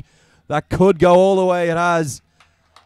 Fantastic strike from the night skipper, Shane Getgate. Massive, absolutely massive. And again, just giving him his arms. I mean, and give him his arms. This guy's a dangerous player, and he's just shown everybody we can do. Just got to get him to hit the ball where he doesn't want to hit it. I mean, if you're a bowler now, you're saying, where does he not want to hit it? Was this right in the slot? Yeah, that's proper slot, Len. You might even have a crack off that yourself. That is slot. Oh, well, I suspect that the middle stump might have gone cartwheeling for me there, but it would have been a free hit, so it wouldn't have mattered. Craig Young comes in, an expensive over already, 10 from it. Just clipped off the hip, slightly slower from Young. Speaking of slightly slower, Len, do you think that there's a place for, I mean, being a leg spinner of note yourself, is there a place for bowlers of your pace in the modern game? Absolutely. Look, I think leg spin bowling is crucial. Obviously not at the level we're watching here for someone like myself, a much lower level cricketer now. But yeah, still enjoying my cricket each weekend. Are you? And absolutely, yeah, playing a bit of twos and turning the arm over and yeah, trying to land it. If you can land it, it's half the battle, isn't it? Lethal deliveries then. Lethal. When they land, they're in trouble. Young in again to Thompson. Full wide Yorker, very well bowled. They're going to try and scamper through for one. Young throws at the stumps, just misses. Direct hit might have been close. Super, very athletic piece of work from Craig Young. For a big lad, absolutely turned through on the run. Unbelievable effort. Bowlers do not like giving runs away. Anything he can do to try and save one. No, and again, like you're looking for something here now as the bowling unit to say, do you know what, whether it's again an unbelievable stop or a wicket, obviously, to take some momentum out of the night's innings. Still 2 balls to come here in this Young over. It's proved expensive already.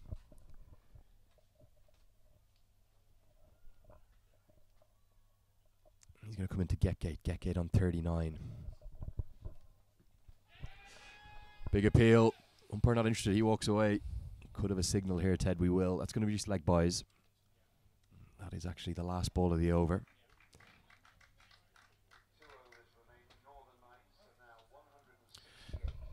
As we can hear on the PA there in the background. Just the 2 overs remaining. Northern Knights 168 for 4. We could be looking for another total in excess of 180, Ted, couldn't we? Yeah, I think again it just shows this format is just great to watch, because going back probably 6 overs ago we were kind of going no momentum, dot balls, lots of dot balls together. Now look where we are now. So it's just a great format to watch. Yeah, I think the Northwest Warriors innings yesterday was a real barometer indicator of that as well. They looked like they were going nowhere at one point, and then they were just smashing boundaries everywhere towards the end of the innings. Stuart Thompson, a fellow Irish international, to return. So 2 Irish internationals bowling the last 2 overs here. Where will the batsman be looking here, Ted? Straight? Deep cow? Looking at the field straight, I think, yeah. Slower ball. He does hit straight, as Williamson predicted. Big chance for another good catch, and Chopra can't make the ground this time. He might have got his... I think it burst through his hands. Just getting there maybe a bit late. Great effort. He didn't quite get set like yesterday, as we're just having a look on our monitor here. Good effort. Would have been a second great catch in 2 days. Absolutely. Good commitment to go for it, though, in fairness to him. Rishi Chopra with that outstanding grab yesterday, you can see on the Cricket Leinster Twitter and Facebook pages. Thompson into get gate, skewed away. Could be a chance at point, it is. That's loop straight to Craig Young, who takes an easy catch. And the breakthrough the Warriors needed. Yeah, good pace-off delivery from Tomo there. Just the lads need to get together now. You know, the Warriors need to get together and say there's still however many balls left, and let's win as many of them as we can. You know, like keep the boys under 185-ish or whatever, and finish with some momentum. Because like, even if you do, the Knights have got away from them. But you can. It's amazing if you go into a break with some momentum as the fielding side before you go to bat. Psychologically, what a difference that can make. Momentum in 2020 cricket is just massive, isn't it? And it can affect even something as small as a good final over can change the whole course of the day. And that's the thing that guys have to realise, is that it's so short that you can get momentum in 3 balls, 4 balls. You know, if you win 4 or 3 of the last 6 balls, that's giving you massive momentum into the break. Which of the 2 coaches will be happier right now? Would you rather be in the Knights' position or the Warriors' position? Oh, look, I think the wicket is so good. It's such a fast-scoring ground. If the Knights get away again and get up towards kind of 185, 190, I'd say they're probably happier. But if the Warriors can contain them a little bit, then you say honours even maybe. Okay, so right around par.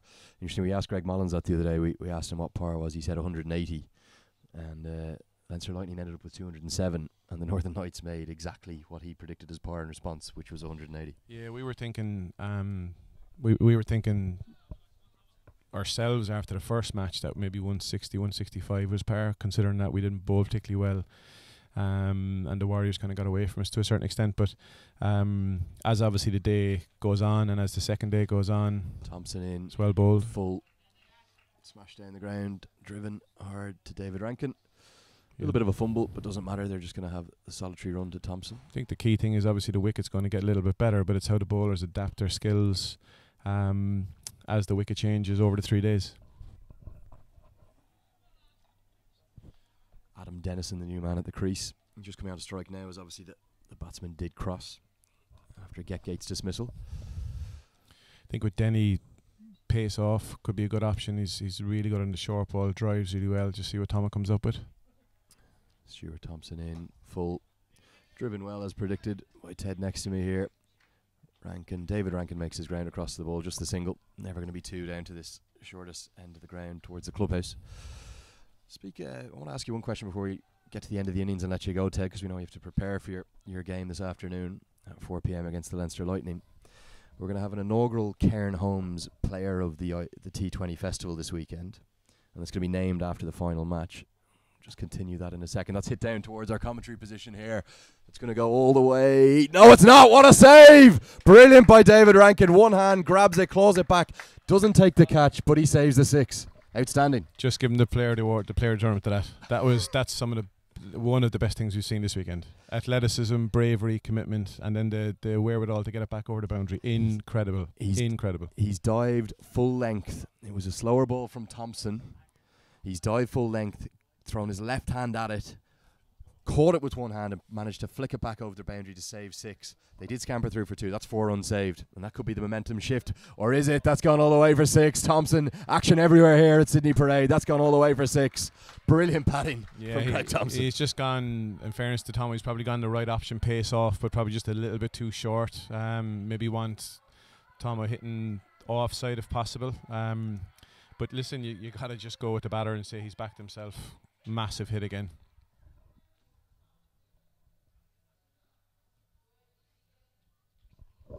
So we're just going back to that.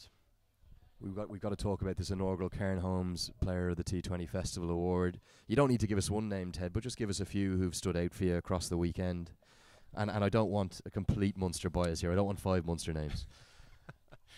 I'm going to start with Munster anyway. I think Steo has stood out. Purely for his composure, sticking to his strengths. Jakub Ali bowled a superb spell for he was unbelievable when Yaki does one or two things really, really well, and when he sticks to them, he's pretty good. David Delaney is just a machine. Not just with ball as well. He showed yesterday. Absolutely showed yesterday. Young Aaron Gillespie from the Warriors hits the ball 80 off 55 cleanly, balls. hits the ball cleanly, and again stuck to his main scoring options.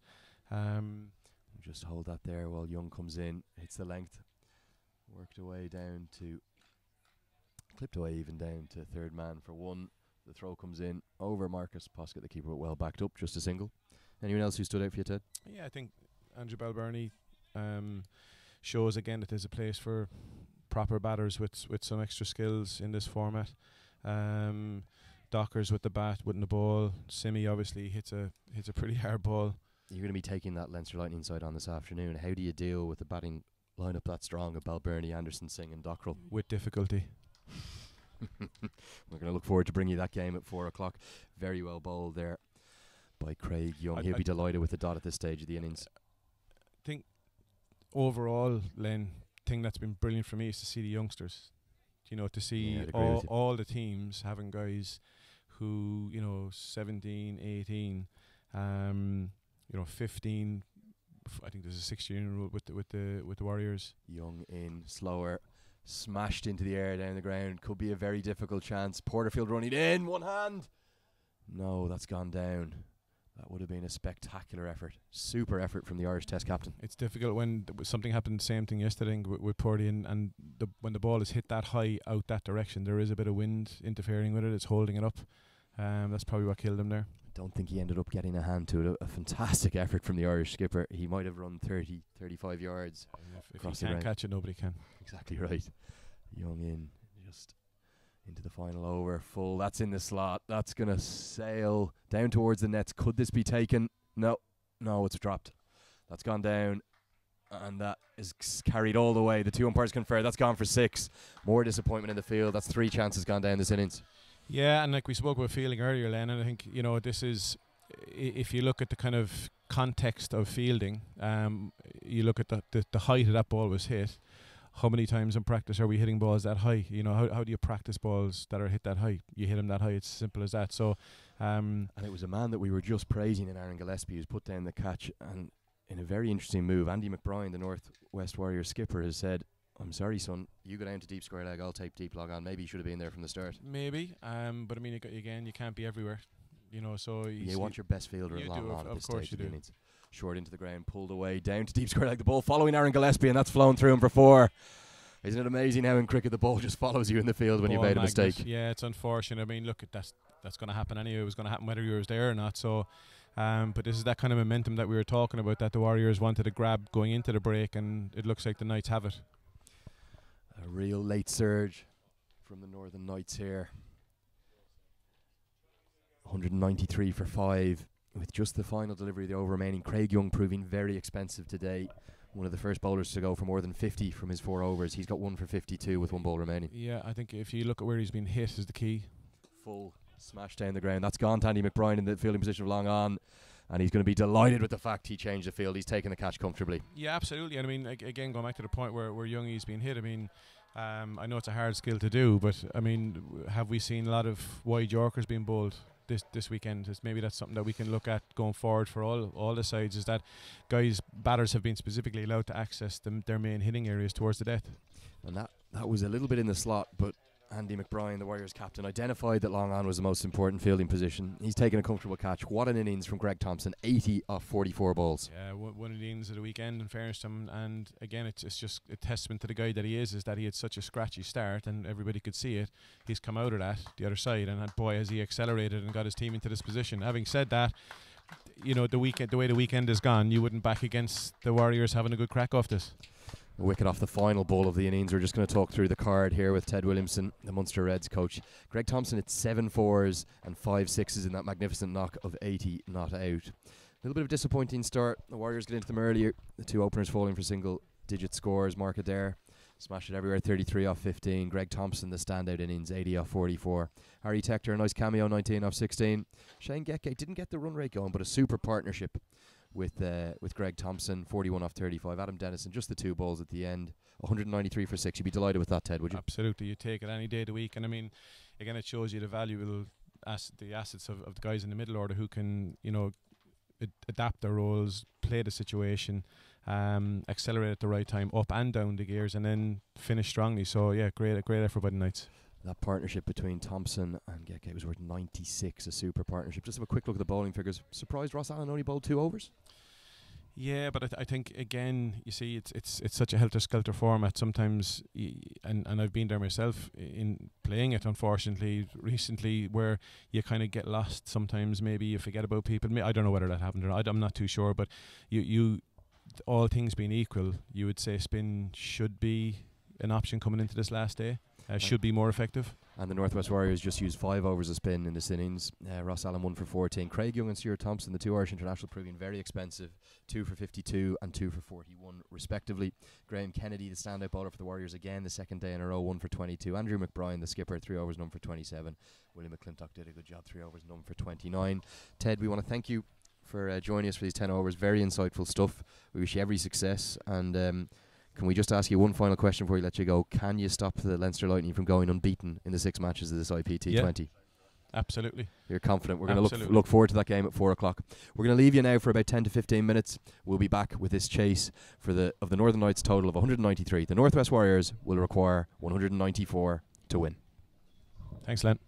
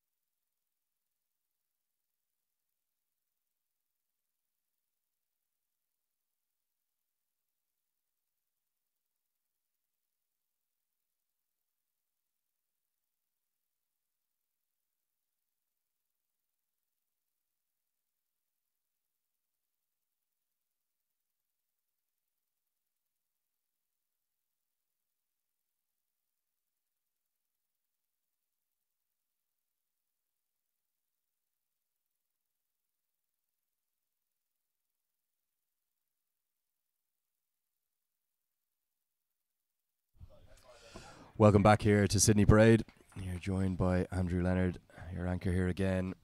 And wonderful 20 overs of first innings. Northern Lights 193 for 6. I'm delighted to be joined for the third time this week by the man to my right, Pembroke Cricket Club, Leinster Lightning and Ireland's Andrew Balbirnie. Andy, how are you, mate? Good, thanks, Len. How are you? Yeah, very well. Enjoyed that first innings. I've enjoyed every game this week. It's been a real festival of T20 cricket, isn't it? Yeah, I saw the first half of that innings on the stream back home, and then I came down for the second half, and there was balls flying everywhere. Greg Thompson looked like he was hitting it as clean as he has in a while, and got that momentum going right in the Knights' favour here. 193 is I think it's the second highest total this weekend. Wicket still looks a good wicket, but the Knights starting off with spin as they have done all weekend. Third consecutive game that they've done that. It's going to be Harry Tector again. He asked me before we came on air, was the pitch turning, and it started to go, but it was perhaps a touch surprising the Warriors only bowled 5 overs of spin. Yeah, and I think they have the spinners that, they have McBride, the two choppers, or Rishi Chopper anyway. I don't know if the other chopper's not playing, injured. yeah. He was injured yesterday. Tector to get the innings started. David Rankin looks to play across the line, misses it. Dot ball to start. Yeah, I won't see much flight here from Harry Tector. Like I mentioned it yesterday, the first over of the power play is always a bit of a nervy one for batters and bowlers, and I think Tector will probably just look to bowl quite flat here at the stumps, or at his pads in fact. Comes Tector. And David Rankin's away. Just worked into the leg side. And just a single. Left hand, right hand at the top. Always important. Yeah, always important. It's something if you can. Yeah, and it's something that the Warriors have. They have left-handers all the way down. McBride, Thompson, and Porterfield obviously at the top. So there's always seems to be a left-hand, right-hand combination when you play these guys. And for a captain, it's a bit of a nightmare thinking about your fields and where to put them in, particularly Porterfield. Plays a reverse sweep quite well. That's probably why we see a sweep right in the offside and a deep square leg or the 2 men out. Amazing to watch Harry Tector at the top of his run. He's really directing where he wants his fielders. He's very self-assured for someone so young. He's just 18 years of age, and he's bowling to Ireland's Test captain here. Doesn't lack in confidence, Harry. Yeah, and it's something captains want from their bowlers. They want their bowlers directing things. There's only so much you can do as a captain in terms of field placing and where you want your field. Tector into the left-handed Porterfield, short, pulled away. There's no protection out there. That's going to run away quickly for 4. Poor delivery. Yeah, slightly short of where he would have liked it. Porterfield didn't have to put too much pace in it. Harry Tector's bowling with quite a bit of pace here, but on this outfield, which has been quick all weekend, it's raced along to deep backward square for 4, first boundary of the innings. Someone who bowls a bit of part-time off-spin himself, left-handers is something you thrive on? Part-time, absolutely. You're known for your batting, Andy. You're going to tell me you've got international wickets now, aren't you? Just a few. I don't want to talk all day. You've got a list of spin. them somewhere at home, do you? Third day I could come into play today. Harry Tector got one to spin past the edge there, and I like the look of that already. Turn and bounce. Full driven by Porterfield. No run there. So would you consider yourself an all-rounder then? I'm on the way.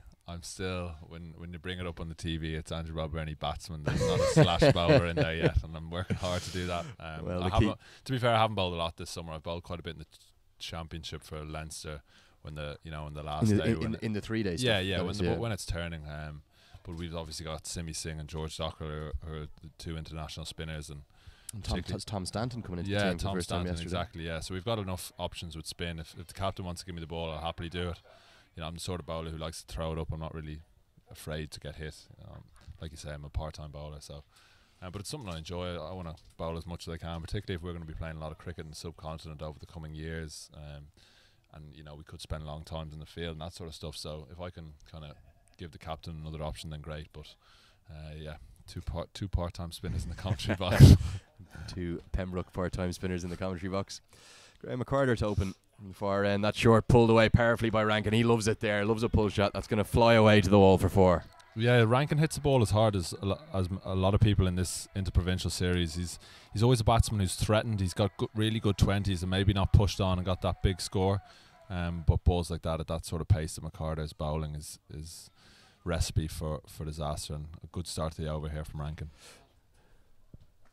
McCarter in from the St. John's Wood Road end has smashed away again. That's going to be 4 more. Rankin off to a flyer here, full just wide of mid-on, wide of Shane Getgate. Northwest Warriors going about this chase with aggression from the start. You're almost, you see guys chasing once the ball gets outside the ring, but the outfield is so quick here. You can't really see on the video how quick it is. There's absolutely no grass out there, and the minute it goes past the infield, it's 4. And it was a bit of a hack. It was a bit of an agricultural hack, and Rankin gets his rewards. Change of field already. Nigel Jones going out to deep mid wicket, so they're bringing up long off into the circle. So 2 men out in the leg side to Rankin. Yeah, deep cow and deep square leg out. As McCarter comes in, slower ball down the leg side. That's going to be a wide. And I talked to you about Graham McCarter, bowler full of talent, originally from the Northwest Cricket Union. Spent probably 3 or 4 years at Gloucestershire. Has Ireland caps. Was a very consistent bowler, but his bowling seems to have drifted away a bit. He's almost more of a batter who bowls now. Tell us a bit about it. You played a bit of cricket with him growing up, didn't you? Yeah, played with him under 19s. Probably the first time Carter in, driven, no run there. Probably the first time I got to know him. Maybe under 17 it might have been, but he was always a bowler that I liked having in my team because he was a new ball bowler who got some some good stuff out of the pitch when there necessarily wasn't stuff there, if that makes sense. He nipped the ball, he could swing the ball in conditions that suited him, and he was an accurate bowler and one that was always handy to have in your armoury. You could let the other lads go from the other end. He's got 4 caps for Ireland, McCarter. He's still just 25, so plenty of time to add to those 4. I think he actually lives in Scotland now. Plays his cricket obviously in the north, in the NCU, but I think he lives in Scotland, so that I think he commutes over in the weekend. So it's not ideal, but whether he still has aspirations, I'm sure he does. But living in Scotland is obviously going to be tricky for him to pursue his Irish ambitions. Followed Rory McCann's path there. Obviously, Rory McCann, former Irish international with the gloves. He's also gone to Scotland. Difficult that, isn't it, when if you get to that sort of 24, 25 age, you don't have a contract yet. How do you stay involved? McCarter, Fuller, driven by Porterfield, scampers through for a quick single. Very quick between the wickets. William Porterfield. Could be an overthrow here. There is. James Cameron Dow was doing the backing up and he didn't come around. And he's saved the 4 overthrows, but they've scampered through, and that one's turned to 2. Yeah, and just going back on that point that you just made, it's sort of recently we saw with Sean Terry, he decided that he was at an age where, did he want to pursue what he was doing over here, or go back home and kind of start off his new career? And he obviously made that decision to go home. I think he's actually going to be down today for a bit to watch us this afternoon. Yeah, Sean Terry, that short that's pulled away. Sad to hear that news about Sean Terry, just 26, announced his retirement from not just international cricket but all formats. Yeah, and he's been a great player for Leinster Lightning over the last couple of years. He's been a great addition to the squad. Obviously played at the Hills the last couple of seasons and had a season at YMCA, so he'll be definitely missed. He's a good guy to have around the squad and just a real gent, and we obviously wish him well, and no doubt he'll be a success in whatever he does. Amazing how quickly the game can change. 6 caps for Ireland less than 2 years ago. He was playing for Ireland against Australia down in South Africa in a full ODI on television. So yeah, absolutely echo Andy's thoughts here. We wish Sean all the best, and it'd be great to see him down the wall in Pembroke. And it'd be great to see you all down the wall in Pembroke Cricket Club here today. This is the first of 2 matches of the Hanley Energy T20 Interpro series. We've had great crowds, particularly yesterday on Super Saturday, and we'll look forward to welcoming you to Pembroke Cricket Club. Free admission, all thanks. This stream is all thanks to Cairn Holmes. Change of bowling, third bowler in 3 overs, and that's going to be all the experience of Nigel Jones from the Sandymount end. Nigel Jones, the hurler. Some of you may have seen his catch yesterday. It was very reminiscent of what you'd see in Croke Park, but yeah, wily bowler, keeper up to the stumps. One hand plucked out of the sky, wasn't it? Yeah, one of the best catches you'll see, particularly down here in Pembroke. Oh. Chance first ball grassed, put down by Adam Dennison. It was hit hard by the Irish Test captain. Dennison going to his left, couldn't cling on. Yeah, we've seen, just see the replay here, a bit of width. Porterfield's thrown his hands in it. Full dive from Dennison there. Couldn't quite hang on to it. And we've seen quite a few drop catches here we've seen some great catches, but we've also seen a couple of spills that have proved costly. Whether that one will prove costly, time will tell, but would have been, and Jones start the over would have been brilliant to get the Test captain Porterfield. We've certainly seen at least a dozen drop catches. We could be pushing up towards the 20 number, which is disappointing. And it's a point that was brought to us, and we were discussing with Ted Williamson earlier, the standard of fielding, and just how crucial that is. Rankin clips off his leg, straight to square leg, super piece of fielding from Harry Tector. There's no run there. How important is fielding in your game, Andy? It's obviously one of the three skills in cricket: batting, bowling, fielding. We've spoken about your bowling. What about your fielding? Just wide down the leg side. Rock can't quite hang on to it. 2 runs here to the Warriors. Yeah, look, fielding is an integral part of the game, particularly in white ball cricket. It's something you can control yourself. I've obviously got my limitations in terms of my movements, in terms of my hips. You've had your fitness issues. Yeah, I try to work. Hip surgery in 2016. I try to work as hard as I can on what I'm good at. I back myself to be a good catcher of the ball. I get in the slips as often as I can. I back myself in the outfield. Do you prefer the deep or in the ring? Jones in short, pulled away by Porterfield. Getgate runs around. Good sliding stop. Saves for Knights captain leading from the front. Yeah, it's something you always want to improve on. I don't think you can ever be happy with how you're fielding. I think it's something you can always improve on, whether you're taking 50 or 100 catches in training or you're thrown at a stump as often as you can. But yeah, it's absolutely crucial in terms of one-day cricket, and we're going to be playing a lot of one-day cricket in the next couple of years. We've been Jones short, slower, attempted to be pulled under edge, just scampers through for one to fine leg. Well, I was very fortunate to get to break into the Irish team when I did have people like John Mooney and William Porterfield, who were 2 of the best fielders I've ever played with, probably 2 of the best fielders that we'll ever have. So they always set the standards in training and in games, and you just fed off that and wanted to be as good as them, and that just made you better. Jones in, full to Porterfield, clipped into the leg side. Getgate tidies up again, just one there. And yeah, speaking of John Mooney, there was probably not many better fielders in the world, but we've seen the impact he's making on Afghanistan now. He's Afghanistan's fielding coach, fielding consultant, working with Phil Simmons, former Ireland coach who's now the Afghanistan head coach, and he has made a gigantic difference to that Afghanistan fielding unit. Yeah, absolutely. There's no doubt about that. Short again, pulled away. Straight to the man at cow corner. He's got a range of qualities, not just as a coach, but as a person to have around your team. We're very fortunate we have Ben Smith, who's sort of our batting coach, but he's kind of our fielding coach as well. We do some very tough drills with him on tour and work a lot in our catching. Ben Smith, formerly of Leicestershire. Yeah, Leicester and Worcestershire, but he's a good guy to have in our team. He drills us hard, and like I said, it's something that we can always improve on. You just make time for fielding and work as hard as you can. 40's like that as well. He's kind of old school in that sense, out of the 80 Burrell mould. But yeah, look, it's, I'm never going to be happy with my fielding. I always want to get better fielding. Whether it's a lot to do with hard work. Yeah, it is. It is. I mean, that it's you got to work as hard as that as you do in your batting, and hopefully there'll be guys coming up through the ranks. You see people like Harry Tector, who's probably one of the better fielders in this competition. But it's great to see people like that, enthusiastic and want to be out there fielding. Young lads leading the way. A 4th bowling change for the 4th over. Mark Adair going to come in, and that's short onto the pull. That's skied into the air towards long on. He's sprinting in, but he's not going to make it. 1 bounce. Rankin quite lucky. Yeah, he didn't look like he picked it up. It's not a big boundary down there, that straight boundary. Captain Geke was at long on, and it was up there for a while, and you just kind of expected him to come in and take it. He just, whether he lost it in the sun or didn't pick it up, I don't know what it was, but just dropped short. And we've seen a couple of them. Saw one of them in the first innings that just didn't carry the Porterfield at long on, and whether it's just a bit tricky down there, I don't know, but that was up for a while, and definitely a chance. Geke will be disappointed not to have turned that one into a chance. The dare comes in to Porterfield.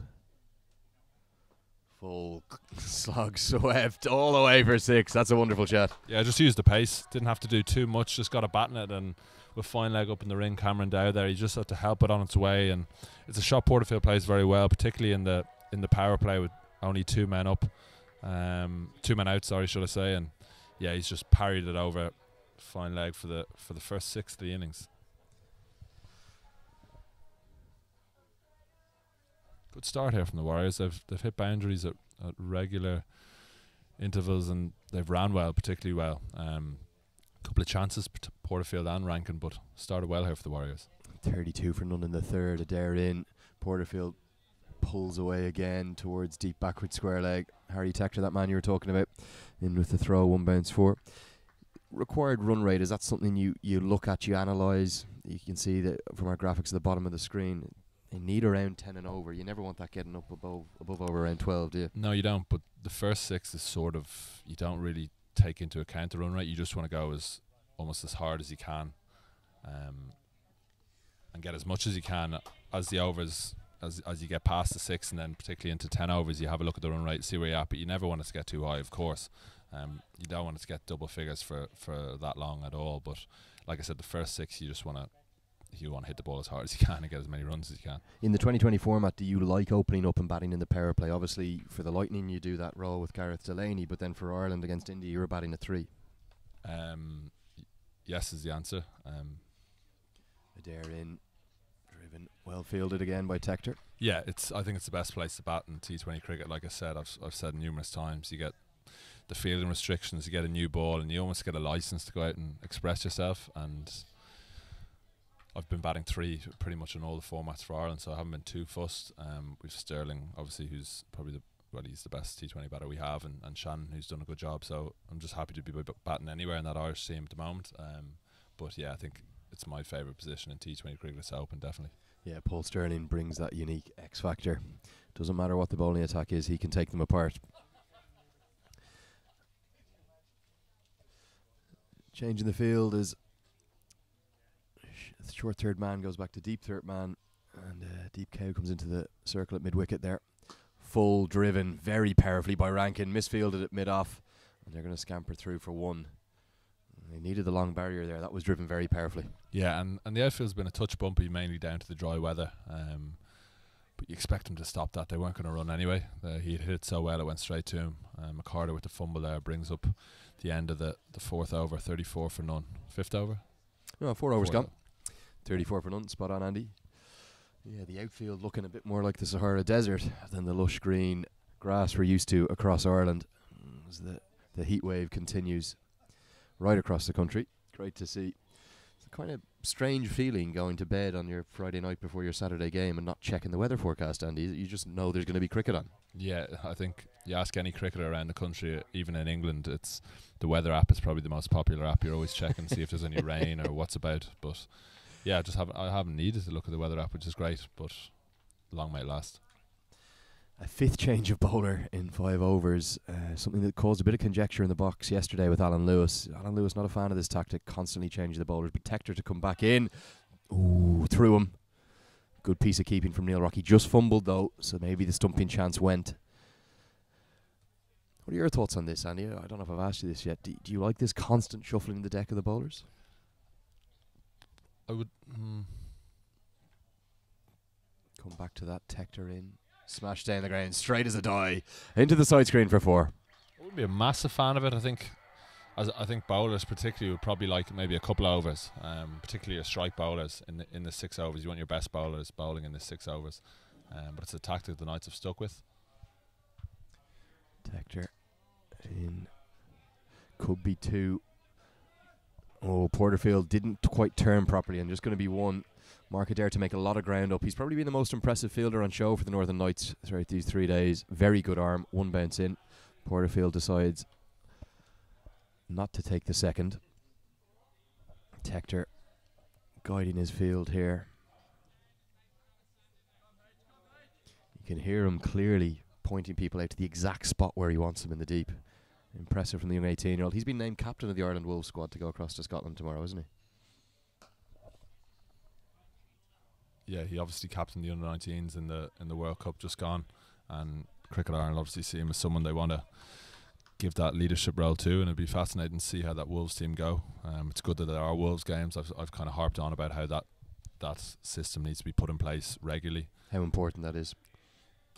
Tector in, smashed out to mark it there again. That's just going to be 1. Yeah, for me, I think the Wolves programme is as important, if not more important, than the FTP in terms of we have to develop players on a regular basis, and we have to expose these players to conditions that they're not used to, whether it's subcontinent or Australia on hard wickets, playing against other test teams, A teams. It just has to happen, and it's great that Bangladesh are coming here in August.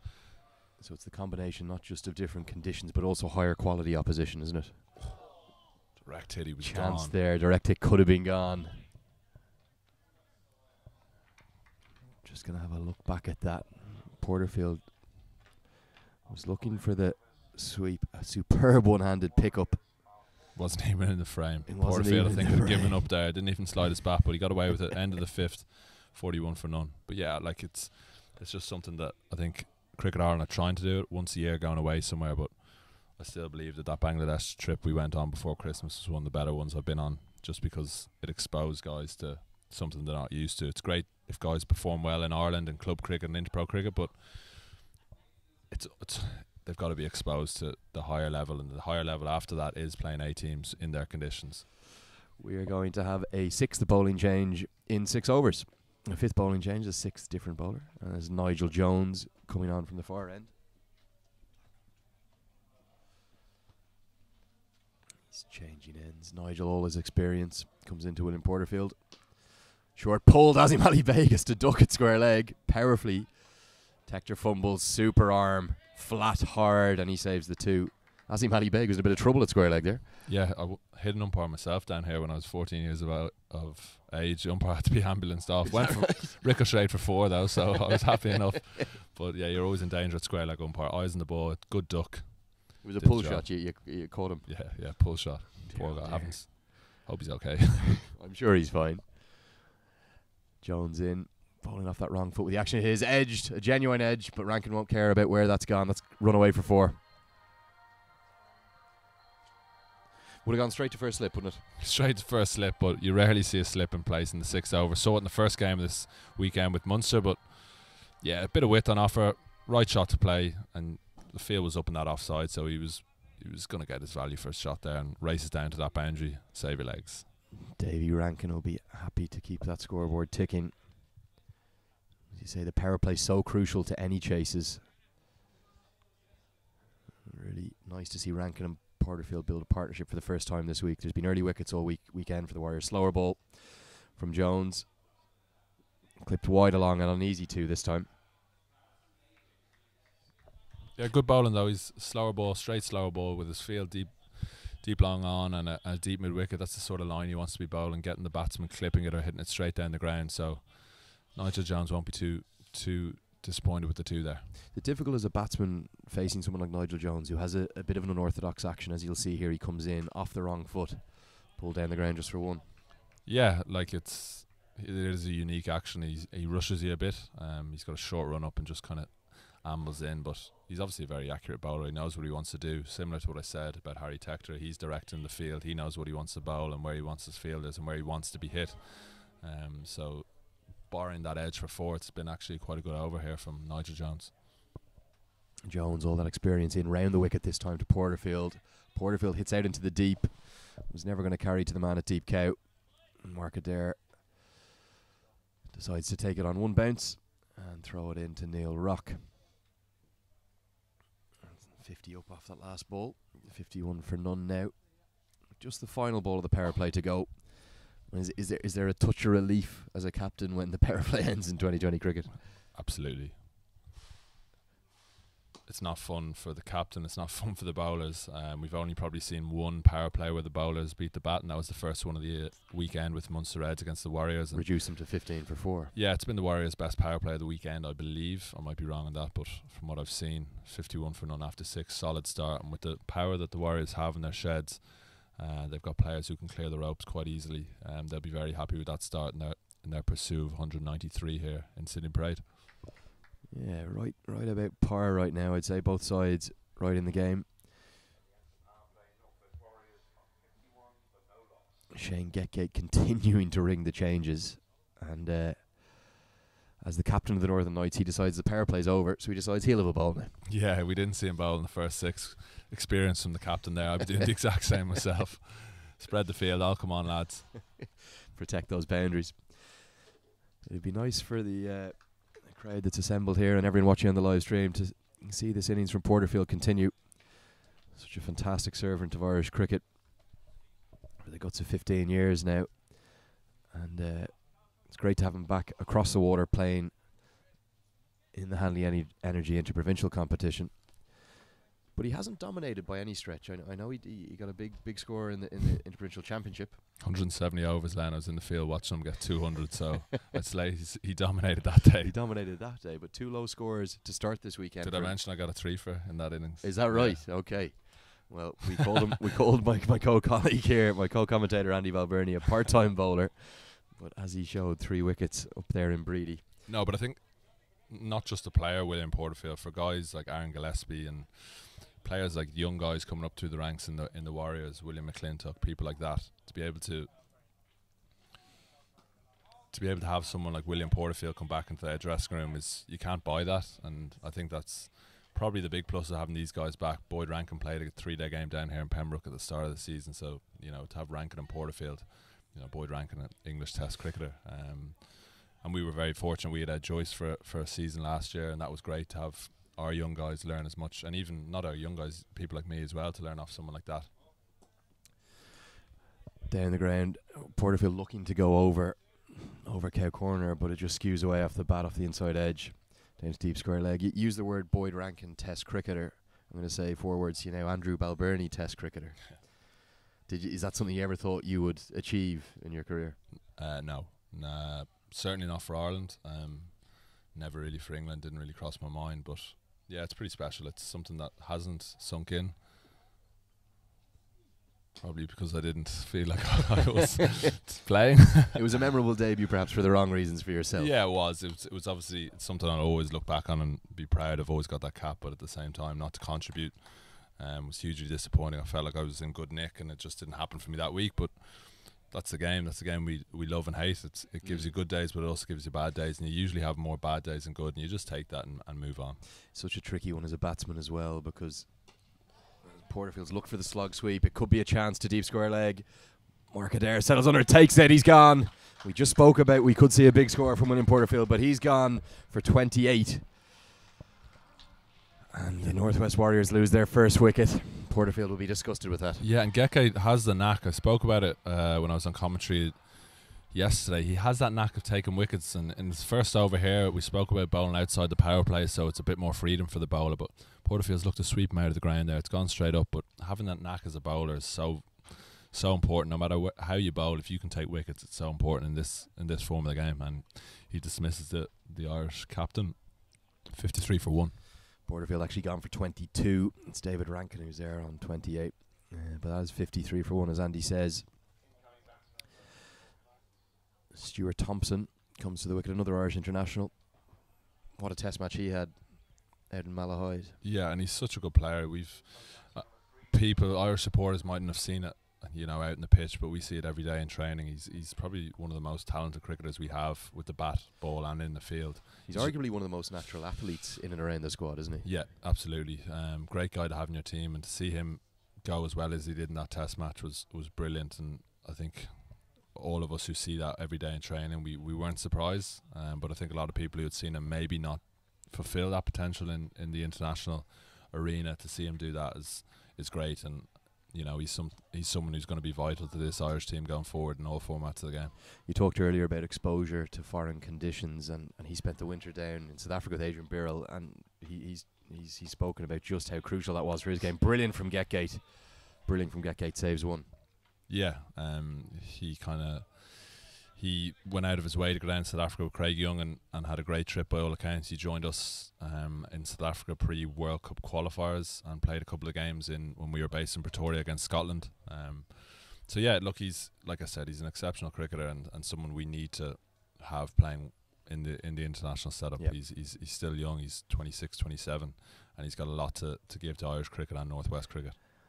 Shane Getgate, the Knights captain, is continuing his habit of one-over spells. There is yet to be a bowler bowl more than a one-over spell in this innings. We're into the now 8th over. We're going to see leg spin for the first time from the Knights today. Jacob Mulder, and he was superb yesterday. Yeah, he was, and I'll be quite interested to see if we're going to see Cameron Dow. We didn't see him bowl yesterday. Very strange. Very strange. Whether there's an injury in camp and they don't have anyone available, that's no disrespect to James Cameron Dow. I think he's a very good bowler, but the fact that he didn't bowl yesterday is interesting. Whether he bowls, if he doesn't bowl today, it'll be, you'd have to question why he's in the team. Strange to pick a fella to bat 11. Yeah, and I mean he's a good bowler. Like, if they're going with these one-over spells, it'd be perfect to field out. Left-hand, right-hand combination. He's a very skillful bowler, Cameron Dow. Mulder over the wicket to the left-handed Thompson. Looks to be some turn early for Mulder. That one's turned down the leg side. Half stop by Rock. It's going to be signalled wide. He'll have to bowl that one again.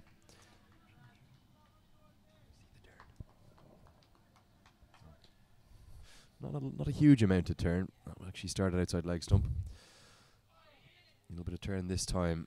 Thompson looks to work it away off his pads. Let's just clip the pad. Will there be a signal from the umpire? There will. And that's going to be leg byes.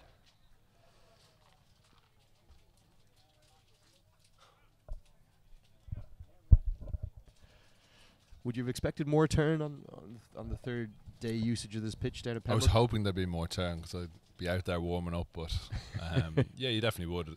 We played a 3-day game against the Warriors at the start of the year. Mulder I think Fuller. I think it was actually on this wicket. Might have been the one up from that. I mentioned earlier on the weekend that the top 2 wickets were relayed a couple of years ago, and by far the best wickets we have, and they're very good wickets. But in that 3-day game, on that third day, it didn't actually spin, so it doesn't surprise me that much that there's not a lot of spin, but we might see some this afternoon. Full from Mulder. Just clip behind square for a single. As a helicopter passes over us here in Sydney Parade. Could be Michael Bublé going to his next venue. Could be Bublé. And we had the hashtag Bublé T20 tickets yesterday. Delighted to give those away. Amanda Dunlop, the winner of those. She went in and enjoyed her concert last night in Croke Park. She didn't. She gave the tickets to a friend. She gave them to a friend. Okay, well that's even nicer. Nice gift to For give. a good price. I hope not. I'm sure they were generously donated by HPV Studios. So our live stream producers here. It'll be a great 3 days of action, Andy, and not only action on the pitch but off the pitch. We've had the wall full. We've had the ice cream trucks in. There's loads of kids down. Is this a concept that you'd love to see built on in future years? Definitely. I think it's the way forward. Mulder into Thompson. A couple of the issues. I mean, there's always stuff you can improve on, but we've had to drive to Breedy, and they've had to drive down to us, play in the evening, and then drive back. I don't think that's safe. Sorry, explain that to the viewers, please. For a 2020 match starting at 5:30 on a Friday night, you drive up from Dublin. Yep. You'd leave at midday. Yep. You drive up midday, 3 hours up. You get there, Get out, you've have got a stretch, play the game, drive back, get back at midnight. So that game, you might not be off the pitch till what, 9 o'clock, 8:30. Yeah, it's just. I think it needs to be improved on, whether they have more festivals like this, whether you play on the weekend, or whatever you can do to generate. At the end of the day, you want people to come in and watch. You want kids to come in and watch and see the people they idolise playing. But I don't think the way forward is to play games on a Friday evening, 3-hour drive away. It's the same for them coming down here. You're not going to get your best cricket because guys are naturally you're in the car for 3 hours. Yeah, certainly difficult, and I think if you're following Andy Balbirnie's Twitter feed at Balbo90, you might have seen just after the Netherlands Tri-Series, the 3 countries in one day, as he was flying back from the Netherlands, having played for Ireland, into Dublin Airport, and then all the way up to Northern Ireland. And looked up, Gecko going with this short run up again, looking to hurry the batsman. Rankin having none of it. Yeah, good from David Rankin, that. Gecko in again, full. Going to be a wide. Yeah, it's just don't get me wrong, it's great to be able to play a lot of games, and you want to play as much games for Leinster and Ireland as you can. I think the scheduling was a bit all over the place because of that Tri-Series. It wasn't really in the plans. But ended up being quite beneficial, no doubt. Yeah, it was very it was 2 or 3 weeks of good cricket. We had a good game in Breedy. Clip to the leg side. That's going to be 4. Wonderful shot. Bisects the 2 fielders in the deep on the leg side. Good batting, David Rankin. Yeah, right in his arc on the leg side. Big boundary, big hit. 2 men out, deep square, mid wicket, but he pierces them with ease. Races away for 4. Rankin moves on to 34. Yeah, impressive from Rankin. That's something you'd have experienced, of course, across with Middlesex as well. The scheduling of cricket and the kind of they talk about the drain, the constant. You're on a motorway. You're playing cricket. You're in a hotel. You're playing cricket. You're on a motorway again. Yeah, and I know this might sound a bit drastic, but I just don't think it's safe. I think I remember Owen Morgan talking about it a couple of years ago about the county schedule and the county grind. It would actually take something to happen to a county cricketer in the car on the way back for something to happen, and that shouldn't be and you just don't want that to happen because it's obviously horrendous. But I think start to see some of the larger counties even using team buses now because of that. I think. Yeah, I know, and a couple of us have spoken about if we have a game in Breedy in the evening, we might just travel up in the morning, get some food up in Breedy, and just kind of make a day of it and relax. Yeah, that could be good thinking. Rather than driving up at midday, getting there for 4. You know what I mean? It's just There are areas. I mean, there's always areas to improve, but I think if we want to get the best out of our players, I think we need to look after their welfare and get them firing and as fit as possible and in full flow. Absolutely. Thompson just struggling to get his innings going here. He's only on a single. He's down to deep long on. Nigel Jones comes around, brilliant piece of fielding, cleanly picked up and thrown in quickly. Just struggling to get it away, Stuart, isn't he? Yeah, I struggled myself to get it away yesterday. It's if you bowl quite straight, it's not easy. A bit of width is where you're going to score from. We haven't seen too many, particularly early on in your innings. There's not too many balls hit down the ground. Yesterday the Warriors bowled quite straight to us up top, which was very effective. And Thompson, it doesn't take long for him to get motoring. We saw yesterday he was struggling a bit, hit a 6.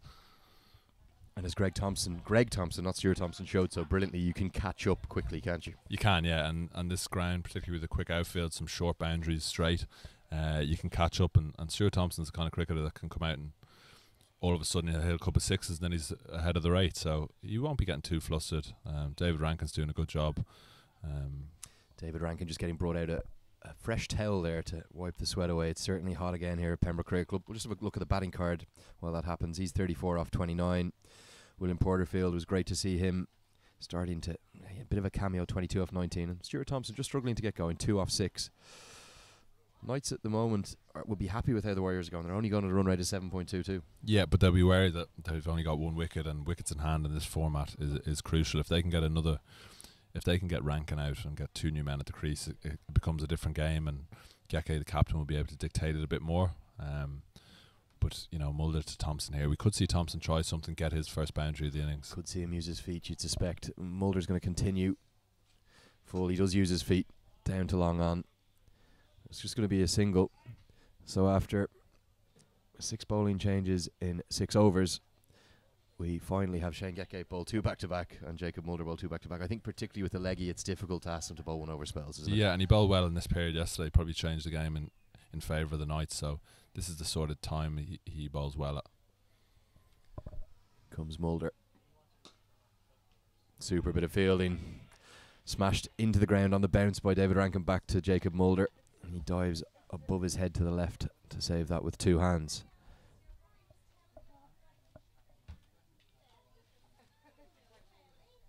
Quite quick through the air, Mulder.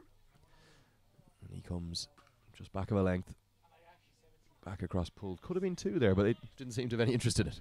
No, Mark Adair made the yards early on, and the shortest boundary here, the shortest square boundary, should I say, is certainly the side towards the wall. So there haven't been too many 2s unless there's been a fumble out there over this weekend. Thompson weighing up his options, looking around the field. Needs to pick up a boundary here to get his innings going. Reverse sweep from Thompson. Straight to Ali Shields. The spin nearly did for him there a point, didn't it?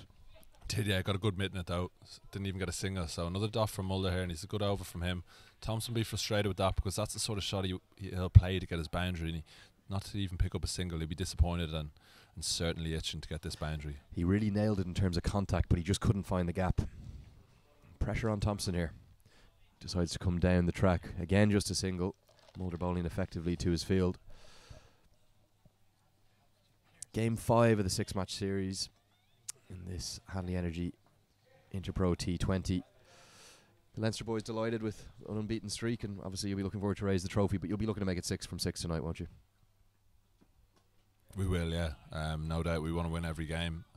Like I said yesterday, we don't really look at winning trophies as such. We just take it a game by game. So Munster have played good cricket this weekend, so we won't be taking them lightly at all, and we'll want to finish this weekend with 3 wins over this weekend, no doubt. Well, Andy, we're going to wish you every success in that. This is going to be your last stint in the commentary. We've had you in over all 3 days. The insight from a current Ireland international, a Leinster Lightning star, and a Pembroke man here has been hugely insightful. We want to thank you sincerely for your support and your commentary. Been very insightful. And we wish you luck tonight, and we'll hopefully see you at 4 o'clock making some more runs and maybe watch Leinster make it for 6 from 6. Thanks, Andy. Cheers, Len. Thanks. Time for a change of the commentary position. Andrew Leonard is going to pass over now here to Peter Boyd, who's going to be joined by the Leinster Lightning head coach, Albert van der Merwe.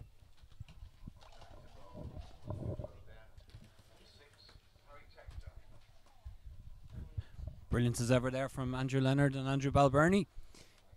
Delighted to be back into the commentary positions here, joined by, as Lenny said there, Albert van der Merwe, setting up nicely here at the halfway stage. Albert? Absolutely, Peter. Good to be back. Looking forward to a good last 10 overs here. Game very evenly poised as Harry Tector comes on from the Walford Road end.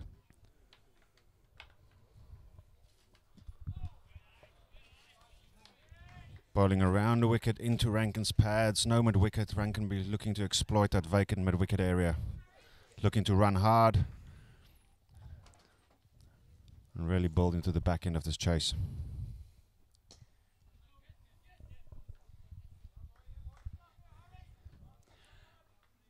Andrew Balberni has gone off and left the commentary position here. I noticed there was no proviso in the comment from Lenny. I'll just wait for Harry to bowl this ball.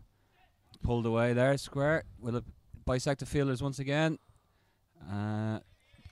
Diving effort, despairing effort from Dennison that time, and it goes for 4. Another great shot there from Davy Rankin. I was just going to say there with Andrew Balberni, there was no guarantees of making his appearance this afternoon. You being the head coach, was there a guarantee that he'll be in the lineup this afternoon? There's never any guarantee. It's you don't own the shirt. It's merely borrowing it for the day. No presumptions even on your home ground, and Leinster and Ireland internationals. That, as you say, it's borrowed shirts. You leave it there for the next man to come in. Absolutely, we'll keep that for closer to the time. But it will be certainly a great occasion to round off this weekend. The Leinster Lightning facing the Munster Reds later this afternoon, after we get through the conclusion of this exciting chase between the two northern teams in the competition. As Davy Rankin goes big again, taken well fielded there on the boundary. Ali Shields coming around from long on, taking the ball on the one bounce and returning the ball. As Tector changes the field again for the left-hander Thompson. Greg Thompson, namesake, goes to deep backward square. Tector still staying around the wicket.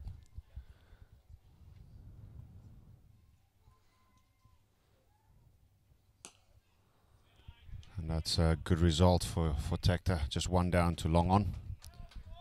And a very good over, very tidy over. Another tidy over and very good positioning now where the Knights are. 75 for 1, the Warriors, with Davy Rankin doing all the scoring. Stewie Thompson just struggling, as the lad said earlier, struggling to get the ball away and get his innings up and running. Yeah, he's hit a couple of fielders, we said in the previous over from the Sydney Parade end, reverse sweep, hit the fielder, that goes for 4, you get on a bit of a roll. But yeah, it's going to take a serious effort from one of these two batsmen, if not both, to get the Warriors home here. And now, we were talking earlier, we had Andrew Leonard talking about would Cameron Dow get a bowl this weekend, and on cue, here he comes to bowl the 12th over. Yeah, I think as the weekend has wore on, the pitch has gone a little bit more abrasive, and spin and slow bowl has become more into play. Even the seam bowlers and the fast men, using off cutters, leg cutters, slow balls into the wicket. And as customary, Cameron Down just runs through the crease. All the players have become quite aware of that one from him.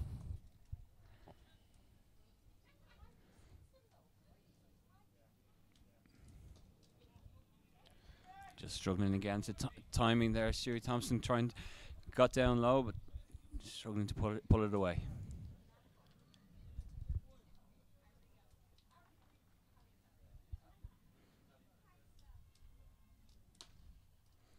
That's a good shot there, rocking back on his feet and beats the despairing effort there of Mark Adair on the boundary. Beautiful shot from Stewie Thompson. That may get him up and running now and really get into this chase. Yeah, good weight transfer there from Thompson, rocking onto the back foot and beating the cover sweeper there. That could be hopefully the catalyst for him to get his innings going.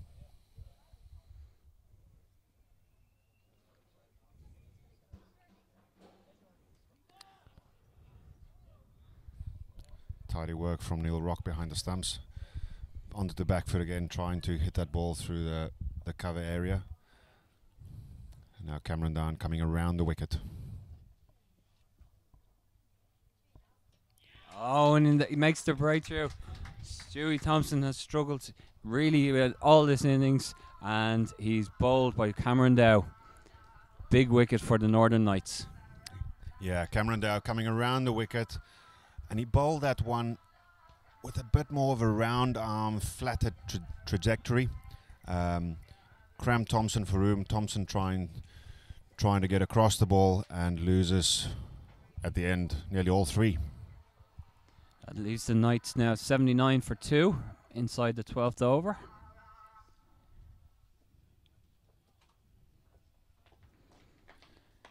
Very disappointed. Stewie Thompson really did struggle to get the ball away and timing correctly there throughout his innings, and showed his frustration on the took it out in the stumps as he departed as well. Yeah, you wonder whether the third umpire might have a look at that again. I don't think there was any malice. There's just a huge bit of disappointment there. But excellent bowling from James Cameron Dow, tucking Thompson up and not letting him free his arms. It looks to be a very difficult chase from here on in for the Warriors.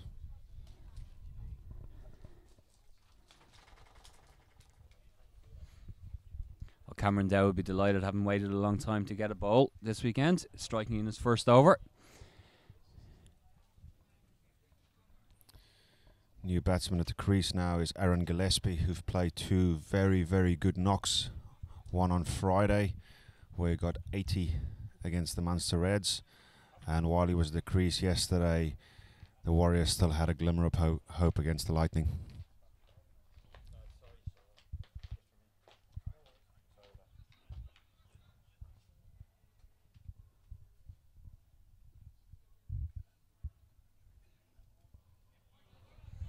Oh, bottom edge, and that's going to run away to the third man boundary. Very fine bottom edge. Wicketkeeper Rock had no price there, and Gillespie gets his innings off for the first ball down to third man for 4.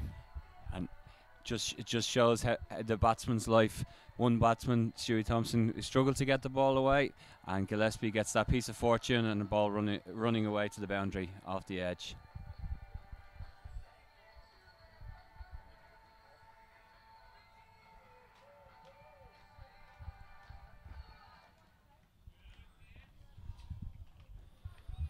And as YouTube blares across the PA system, it's the end of the 12th over.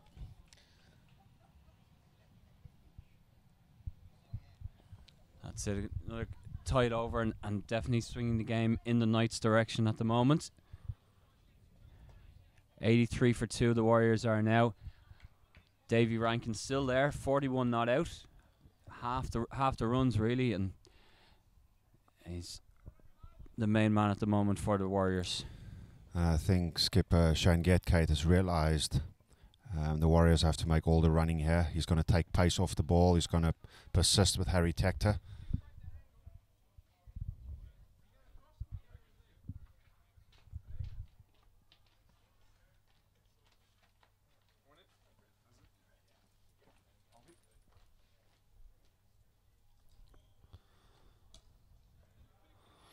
Call of 2. And a bobble in the outfield, and they take 2 to Dennison with ease.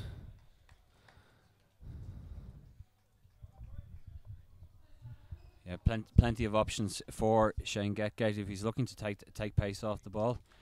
Jacob Moeller still with two overs up his sleeve. Cameron Dow just bowled a 1 over, taking the wicket there of Stuart Thompson. And Harry Tector finishing out his spell here at the moment.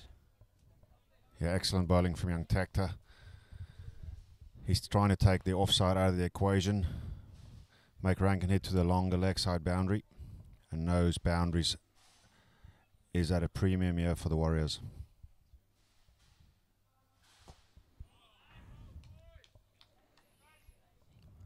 And the Knights will be happy with the result. 1 down the ground there to long off, fielded by Nigel Jones. We've talked a lot about over the weekend about momentum throughout the festival, and has this been the way momentum has swung for the Warriors throughout after their slow start on Friday morning? They haven't really been able to get things going, and it's always the momentum has gone against them right from the very offset of the weekend. and Aaron Gillespie there picking out marker there, backward point. Sorry, James Cameron Dow, that is. And Harry Tector has a wicket for himself. Yeah, that's. I mean, you just asked a question about momentum, and there's another kind of dent in that momentum bubble. It's an unforgiving game. It's a game of every ball is an event, and winning the small battles. So, yeah, it's a difficult one. You get a win early on, and you build into the next game, but having to try and play catch up, and it's quite difficult. But I mean, there's been some serious cricket by all four sides, and the mark of it, running between the wickets we saw yesterday was absolutely superb. I understand we've really been treated to fantastic performances in all three areas of the game, and that will continue right up until the end of the Lightning Reds game this afternoon. We'll bring it to you live here on Cricket Leinster TV, brought to you by Cairn Homes. Or if you're in the area, please make your way down to Pembroke Cricket Club. Plenty of entertainment for all the family and great cricket to watch. Pose this one to you, Peter. The two of the better catches I've seen yesterday. One from Nigel Jones on the long on boundary, and then a 30-meter running catch from Rishi Chopra to dismiss Simi Singh. Which one of the two would be your favourite? That's a tough one because both were so athleticism, skill, awareness of where they were. Nigel Jones knowing exactly where he was in relation to the boundary rope to reach over and pluck it from the air. He was like a hurler going up and getting his hand up there and plucking it from the sky. But I think for me it was Rishi Chopra's the way he covered the ground getting there, and then to maintain the catch as he went to the ground. As I almost went into NFL speak there, when you're taking a touchdown, that you maintain the catch all the way through the momentum of going to the ground. So I think it was Rishi Chopra's for me, but the fact that we have them clipped and you can see them again and again, I think it's good that everyone can make up their own mind of which one they prefer. And that'll be signalled wide there. Harry Tector just looking to get out of the over. Yeah, absolutely. I mean, you refer to a lot of multi-sport skills there, and it was two fantastic catches and two very disappointed batsmen.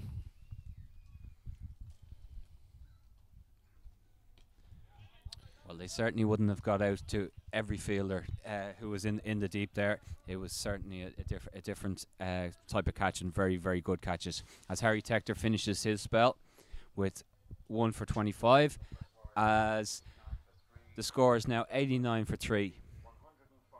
So we can see there the bowling card really shared it out. Seven bowlers used by the Knights already. Yeah, absolutely. And as we alluded to earlier, I think skipper Shane Gatkate is going to stick with pace off the ball. James Cameron Down going to bowl his second over now. Harry Tector finishing a very good spell there. Only 25 of his lot at 4 overs. And then the very important wicket of the in-form Aaron Gillespie.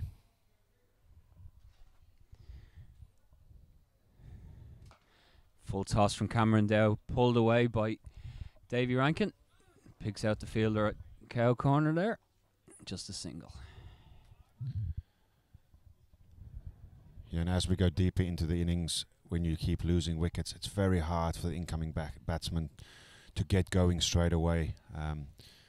We spoke about pace of the ball. It's the same wicket we're using over the 3 days, so it'll be slower, it'll be a bit more abrasive, but it becomes really difficult for batsmen to start their innings. And if they look at the scoreboard, then the scoreboard pressure mounts, and it's very, very difficult task. So Davy Rankin is key in this chase here.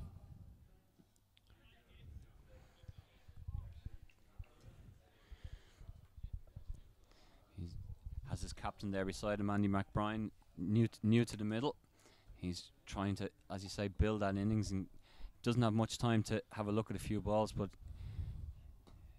he gets on the sweep there, pulls it away, and another sign of the hard outfield there as that ball popped up. Adam Dennison did well to keep his eye on that and fielded well. Yeah, very well done from Adam Dennison to keep an eye on that. Got a bounce, made sure his hands were in the right position. Only 1 run.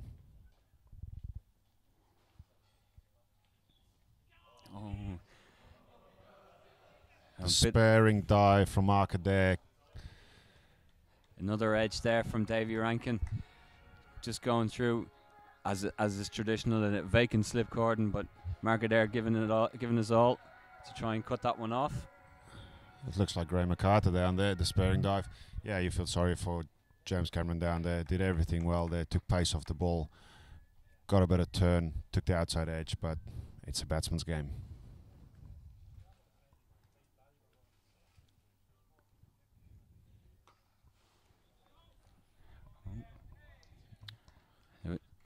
Davy Rankin turning down the single there, but I think it was definitely one on. And they're going to need every run they can get in this chase.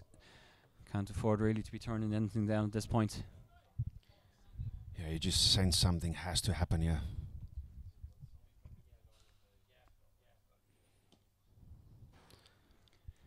Takes a single this time. And that brings up his 50. Very important.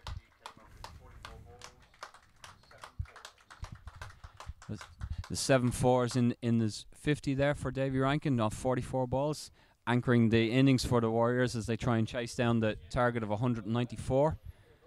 He's really going to have to go big here now and guide us if his team are going to be guided home. More than half of the total runs for his side already. Markader will come back into the attack from the Wolford Road end.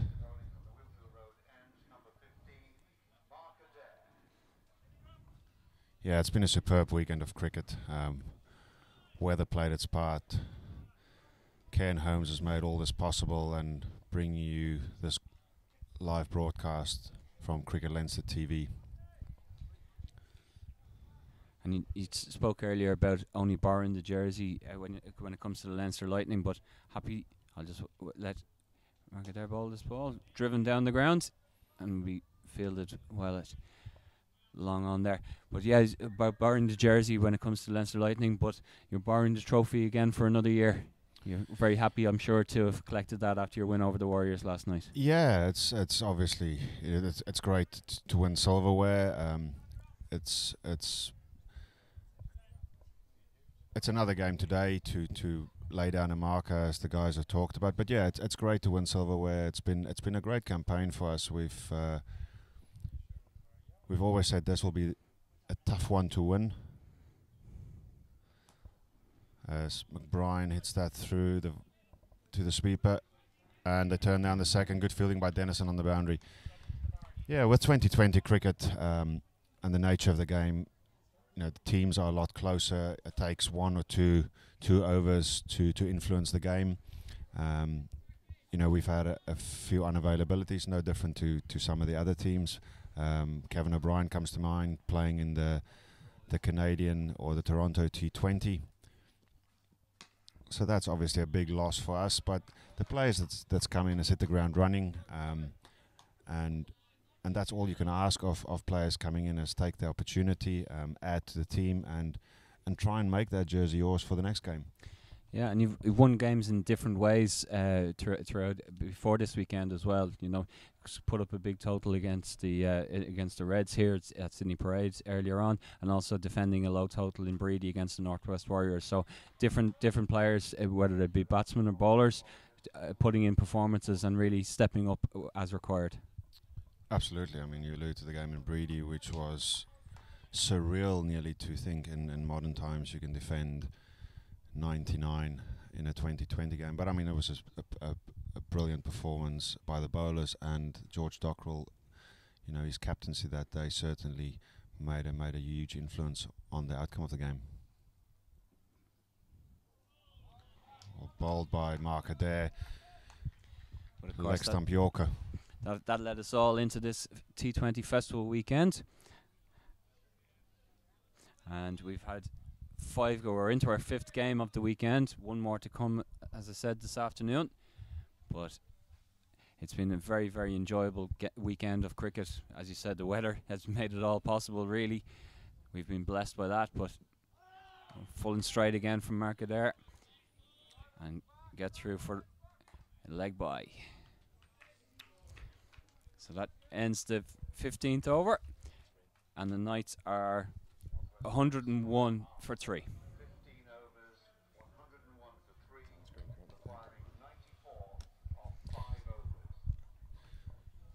So as we go into the last 5 overs, Davy Rankin is still there. He's got 52 of 48 balls. William Porterfield, 22 of 19 balls. Stuart Thompson and Gillespie following in quick succession. And the Warriors skipper, Andrew McBride, is 4 not out of 6 balls. Yeah, and it's been really a case of taking the pace off the ball. Cameron Dowd and Harry Tector getting those wickets and getting Thompson and Gillespie really made all the difference, slowed down the run rate. And the old cliches are true. Wickets slowing down the run rate, and when you're needing nearly 10 and over from the outset, it's a very tough task to chase and make it successful. As Davy Rankin gets a hold of that, and just about clears the fielder. Great effort in the deep from Mark Adair trying to get that one, but plenty on it from Davy Rankin. Gets his 6, his first maximum of the innings. And that's an important boundary in this contest. It's the 6th first ball of the over. That sets up the over, and this will be the over that they need to target here. Small boundary, 6 of the first ball. Tries to repeat the dose, doesn't quite connect. Yeah, they need 2 or 3 big overs in the last 5 here, and looking at there'll be 3 overs bowled to the short leg side boundary on this side. So this is what Davy Rankin needs to target.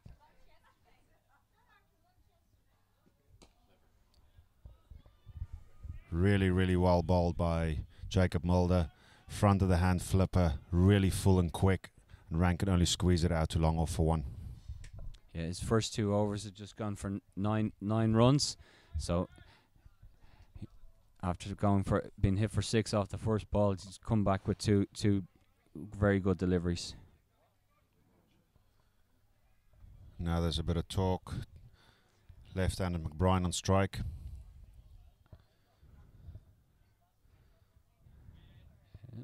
Craig Thompson goes to the boundary at deep backward point to counter the reverse sweep.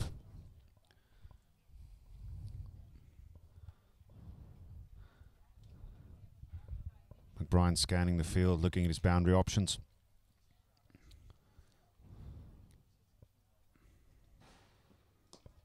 McBride gets a hold of that.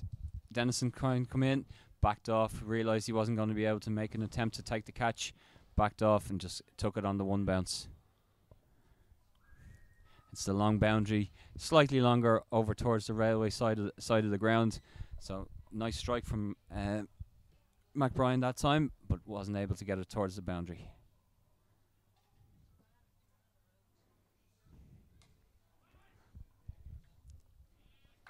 Backs away, trying to give himself some space, but couldn't pierce the infield. Yeah, Mulder looking to close out this over. And wide ball. And he's going to have to bowl that one again, I'm afraid. Yeah, Mulder wouldn't mind McBride hitting it towards the leg side. Bigger boundary, 2 runs at this stage is a win for the Knights. Speared in from Jacob Mulder to finish. Had to bowl it again due to the wide, but gets away with a dot ball to finish the over.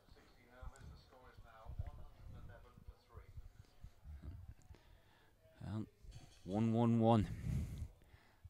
Somewhere there's an umpire hopping on one leg. Or a few umpires hopping on one leg. I only knew of one that definitely did it. I didn't realise there was more than one. There's a few idiosyncrasies in cricket. David Shepherd, the famous umpire. That's who I was thinking of. There you go. So just the 4 overs remaining in this innings, and 83 required. It's a big ask, going at 20 and over at this stage, with Mark Adair coming back onto ball. His first 2 overs going for 13 runs.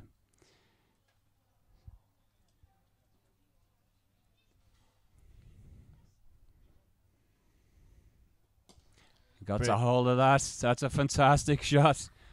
And again, the first ball of the over goes for another 6. Davy Rankin with a fantastic innings here for the Northwest Warriors.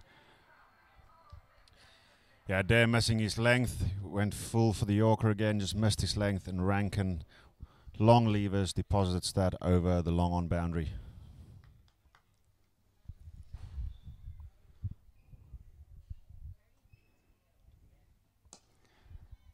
All along the ground this time. And coming back for the second. Yes, and well run. Very good from Andrew McBride. Quick out of the blocks, turned and went immediately. Has to try and keep David Rankin on strike here.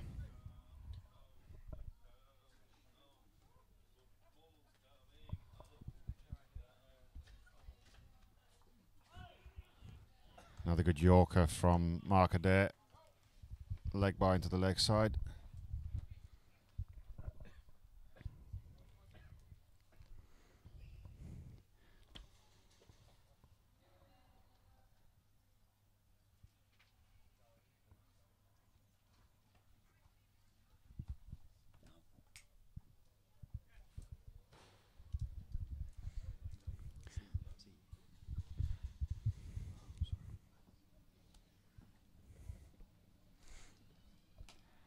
Full toss from Adair. Andy McBride cuts it away and comfortably back for 2. Inside that. I think he'd be 2 runs there, but he'd be looking to get Davy Rankin back on strike. He's dominated this innings. He's on 67 not out. Highest individual score of the weekend we've seen is 80. Two batsmen get into that mark. And I'd say he'd be eyeing that total up for himself. Maybe possibly looking at a century. Do you think that's a possibility at all? It's going to be a tough ask from here on in. 80 is certainly within his reach. If he gets 100, it'll be an absolutely splendid knock by David Rankin. Whether it will be enough for his team is another question, but he's going to have to face the bulk of the deliveries here.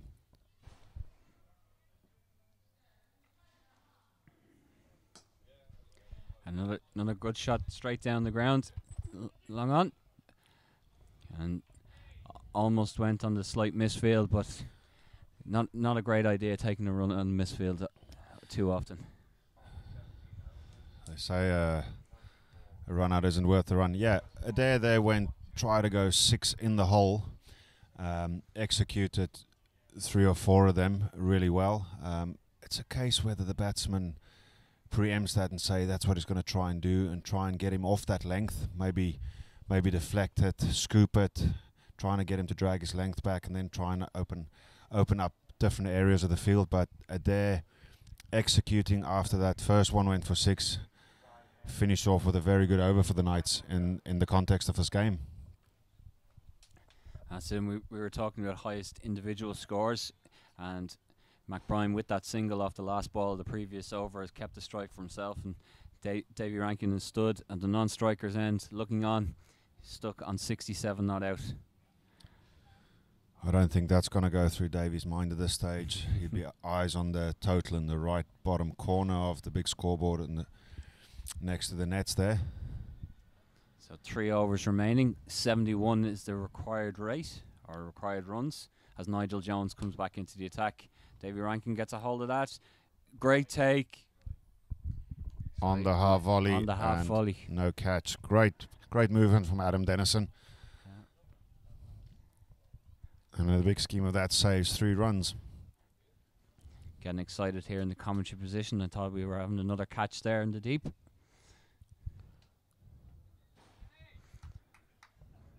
Dennison, excellent fielder, very quick across the ground. So we've seen some great outfielding as well as the batting and bowling on display all weekend. Davy Rankin's got under that. It's very, very high in the air. Will it go all the way? No, it's held on the rope. Thrown back in. Fantastic by Greg Thompson. Wow, that is unbelievable from Greg Thompson. Takes the catch. Saw he was stepping back over the boundary rope, threw it in the air before stepping back inside it and taking the catch again. Fantastic work there in the deep from Greg Thompson. Yeah, that was superb awareness from Greg Thompson. Ball went high up in the air. He had a quick scan of where he was, saw the rope, steadied himself. The momentum of the catch took him over the rope, but he had the presence of mind to flip it back up in the air and come back into the field of play and take a great catch. And that's the end of David Rankin for a well-played 67. And with that, you might think the Warriors' hopes are fading. Fantastic innings there from Davy Rankin. Falls to a wonderful take, a wonderful catch in the deep. We saw in the first innings, Davy Rankin throwing himself over the boundary to save a 6, saving 4 runs by diving over and palming the ball back into the field.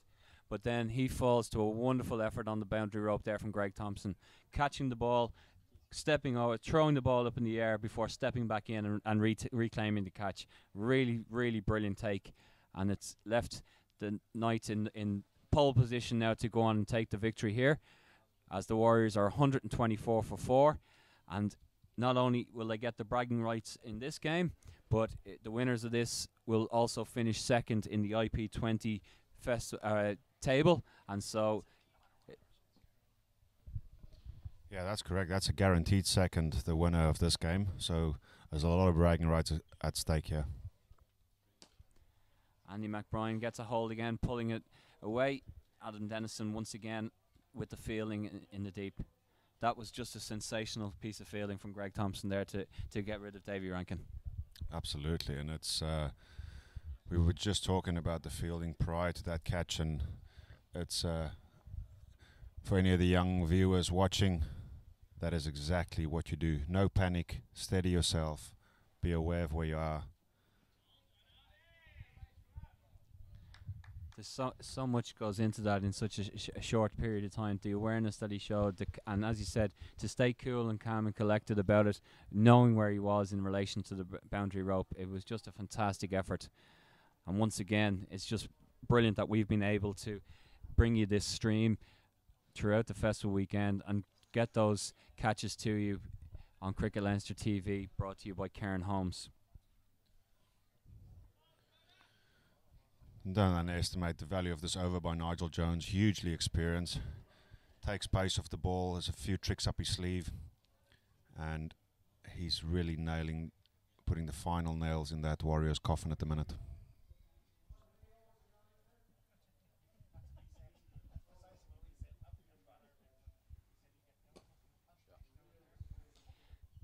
Dug out by McBride again, but good ball from Nigel Jones to finish the over. And it's 1-2-7 for 4 after 18. So with the winners of this match finishing in a guaranteed second position, your Leinster Lightning side winning the overall IP20 competition. Albie, you must be happy with the look of the table at the end of the series. Yeah, very pleased, and very pleased for the players. There's been a lot of prep going into this and discussions of how we want to play and what type of cricket, and nailing certain skills and getting players used to certain roles, and they've responded, and sometimes we had to shuffle the deck a little bit with injuries and unavailabilities, but they've all stood up and they've been as professional as you could ask of them.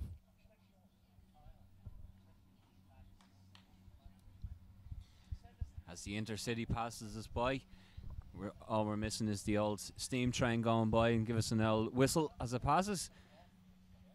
And it's the big train that is Shane Getgate bowling from the Willfield Road end instead.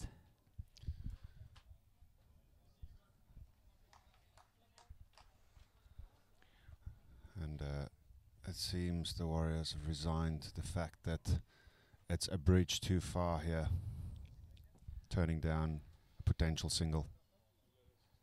Big heave from Andy McBride, and it goes for 4. Edged away. He's going, put everything behind that, tried to hit it with everything he had, and just edged it away through slip, and goes for 4.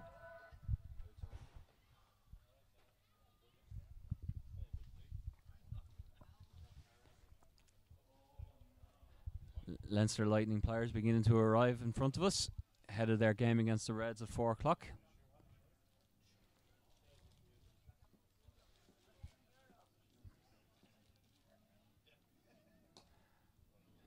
Big strike up in the air. Harry Tector trying to get under it, out of his reach, and he leaves it to Ali Shields coming in off the long on boundary. Yeah, there'll be a few sore bodies around after the end of this weekend. It's been a pulsating weekend of cricket. Some brilliant fielding, as we alluded to. Outfield has been fast and hard, and there's been bodies thrown around left, right, and centre. And that's pulled away there. Anyway, Brian, one bounce. Oh, another piece of excellent fielding. Fantastic down there. That was Gray MacArthur this time, as the ball was hopping over the boundary rope, reached out and pulled it back in, saving another couple of runs. A great fielding from MacArthur, moving to his left and palming it back in, keeps them down to 2. The Northwest Warriors may have resigned themselves to this, but the Knights are still continuing to keep their every effort in this, working hard. Nigel Jones sprinting in there and protects the single, just one counting against. And you can see the frustration from McBride. Couldn't get underneath that.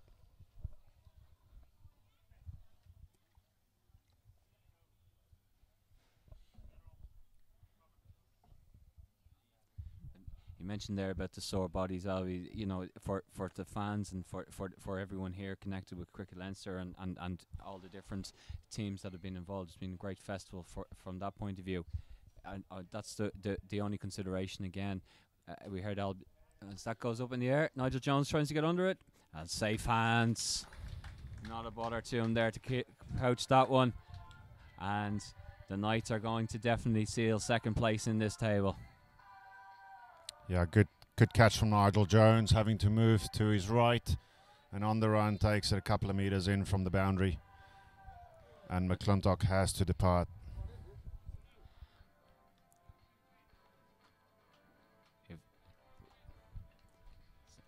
But as I was saying there, Albie, the players and the welfare of the players is always has to be number one. You know, making sure that they can perform and do their very best over a weekend. Has the heat and the hardness of the outfield and everything else that goes with it, it will have taken the toll on the players after 3 games in 3 days. Yeah, I think so, but I think these guys, you know, are as professional as they can be. They've a bit of support around them, strength and conditioning coaches, physios. So they will be looking after themselves hydration wise. There's no excuses really, and you know, we've had a great few weeks of hot weather and warm weather and quick outfields. But this is what we're going to have. You're going to go to places like Bangladesh, Sri Lanka, India. The subcontinental grounds are hard and fast, and it's humid and warm. So you know, if guys want to play at the next level, this is the kind of environment that they got to get used to, and perform under pressure.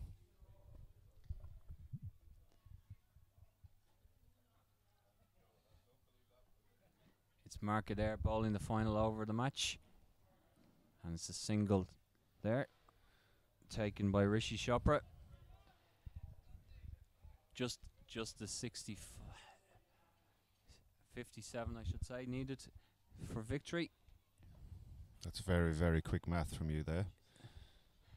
All those Sudokus following the Leinster Lightning up and down the grounds.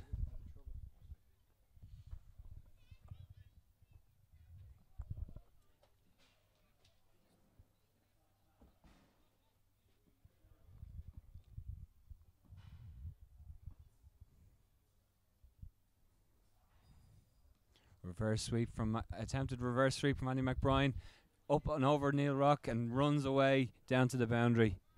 Ali Shields is never chasing that one down. It's 4 more runs to the total.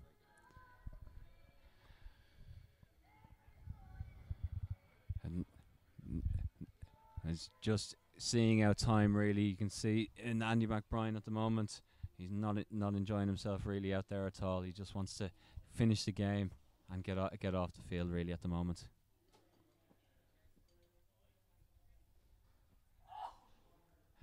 Big heave across the line there this time.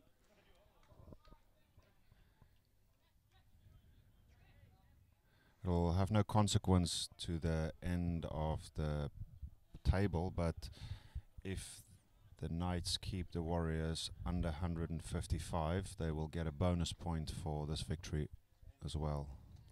And just the 3 deliveries remaining. And as that... Good fielding by Young Rock. So with that leg by there, just the 2 deliveries remaining now in the innings. So unless they can get up to 155 of those 2 deliveries, they will get a bonus point. So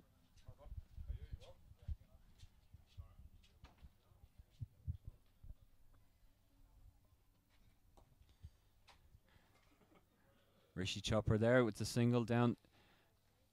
Of course, Cow Connor, Nigel Jones with the fielding, gets it back in. So now we're just approaching the final delivery of this first match of the day between the Northern Knights and the Northwest Warriors, and will run out to be a comfortable victory for the Northern Knights.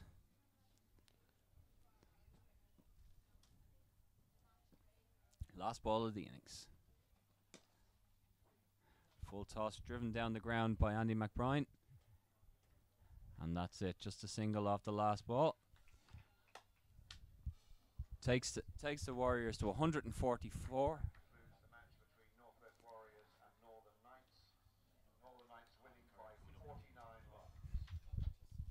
So it's a 49-run victory for the Northern Knights, comfortably seeing off their northern rivals, the Northwest Warriors.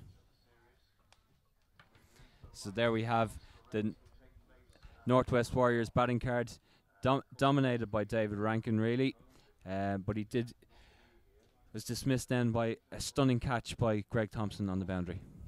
Yeah, great catch by Thompson, ultimately sealing the fate of the Warriors. We just go through the card. Rankin got 67, William Porterfield a breezy 22 of 19 balls, and Andrew McBride not out at the end with 26 of 24 balls.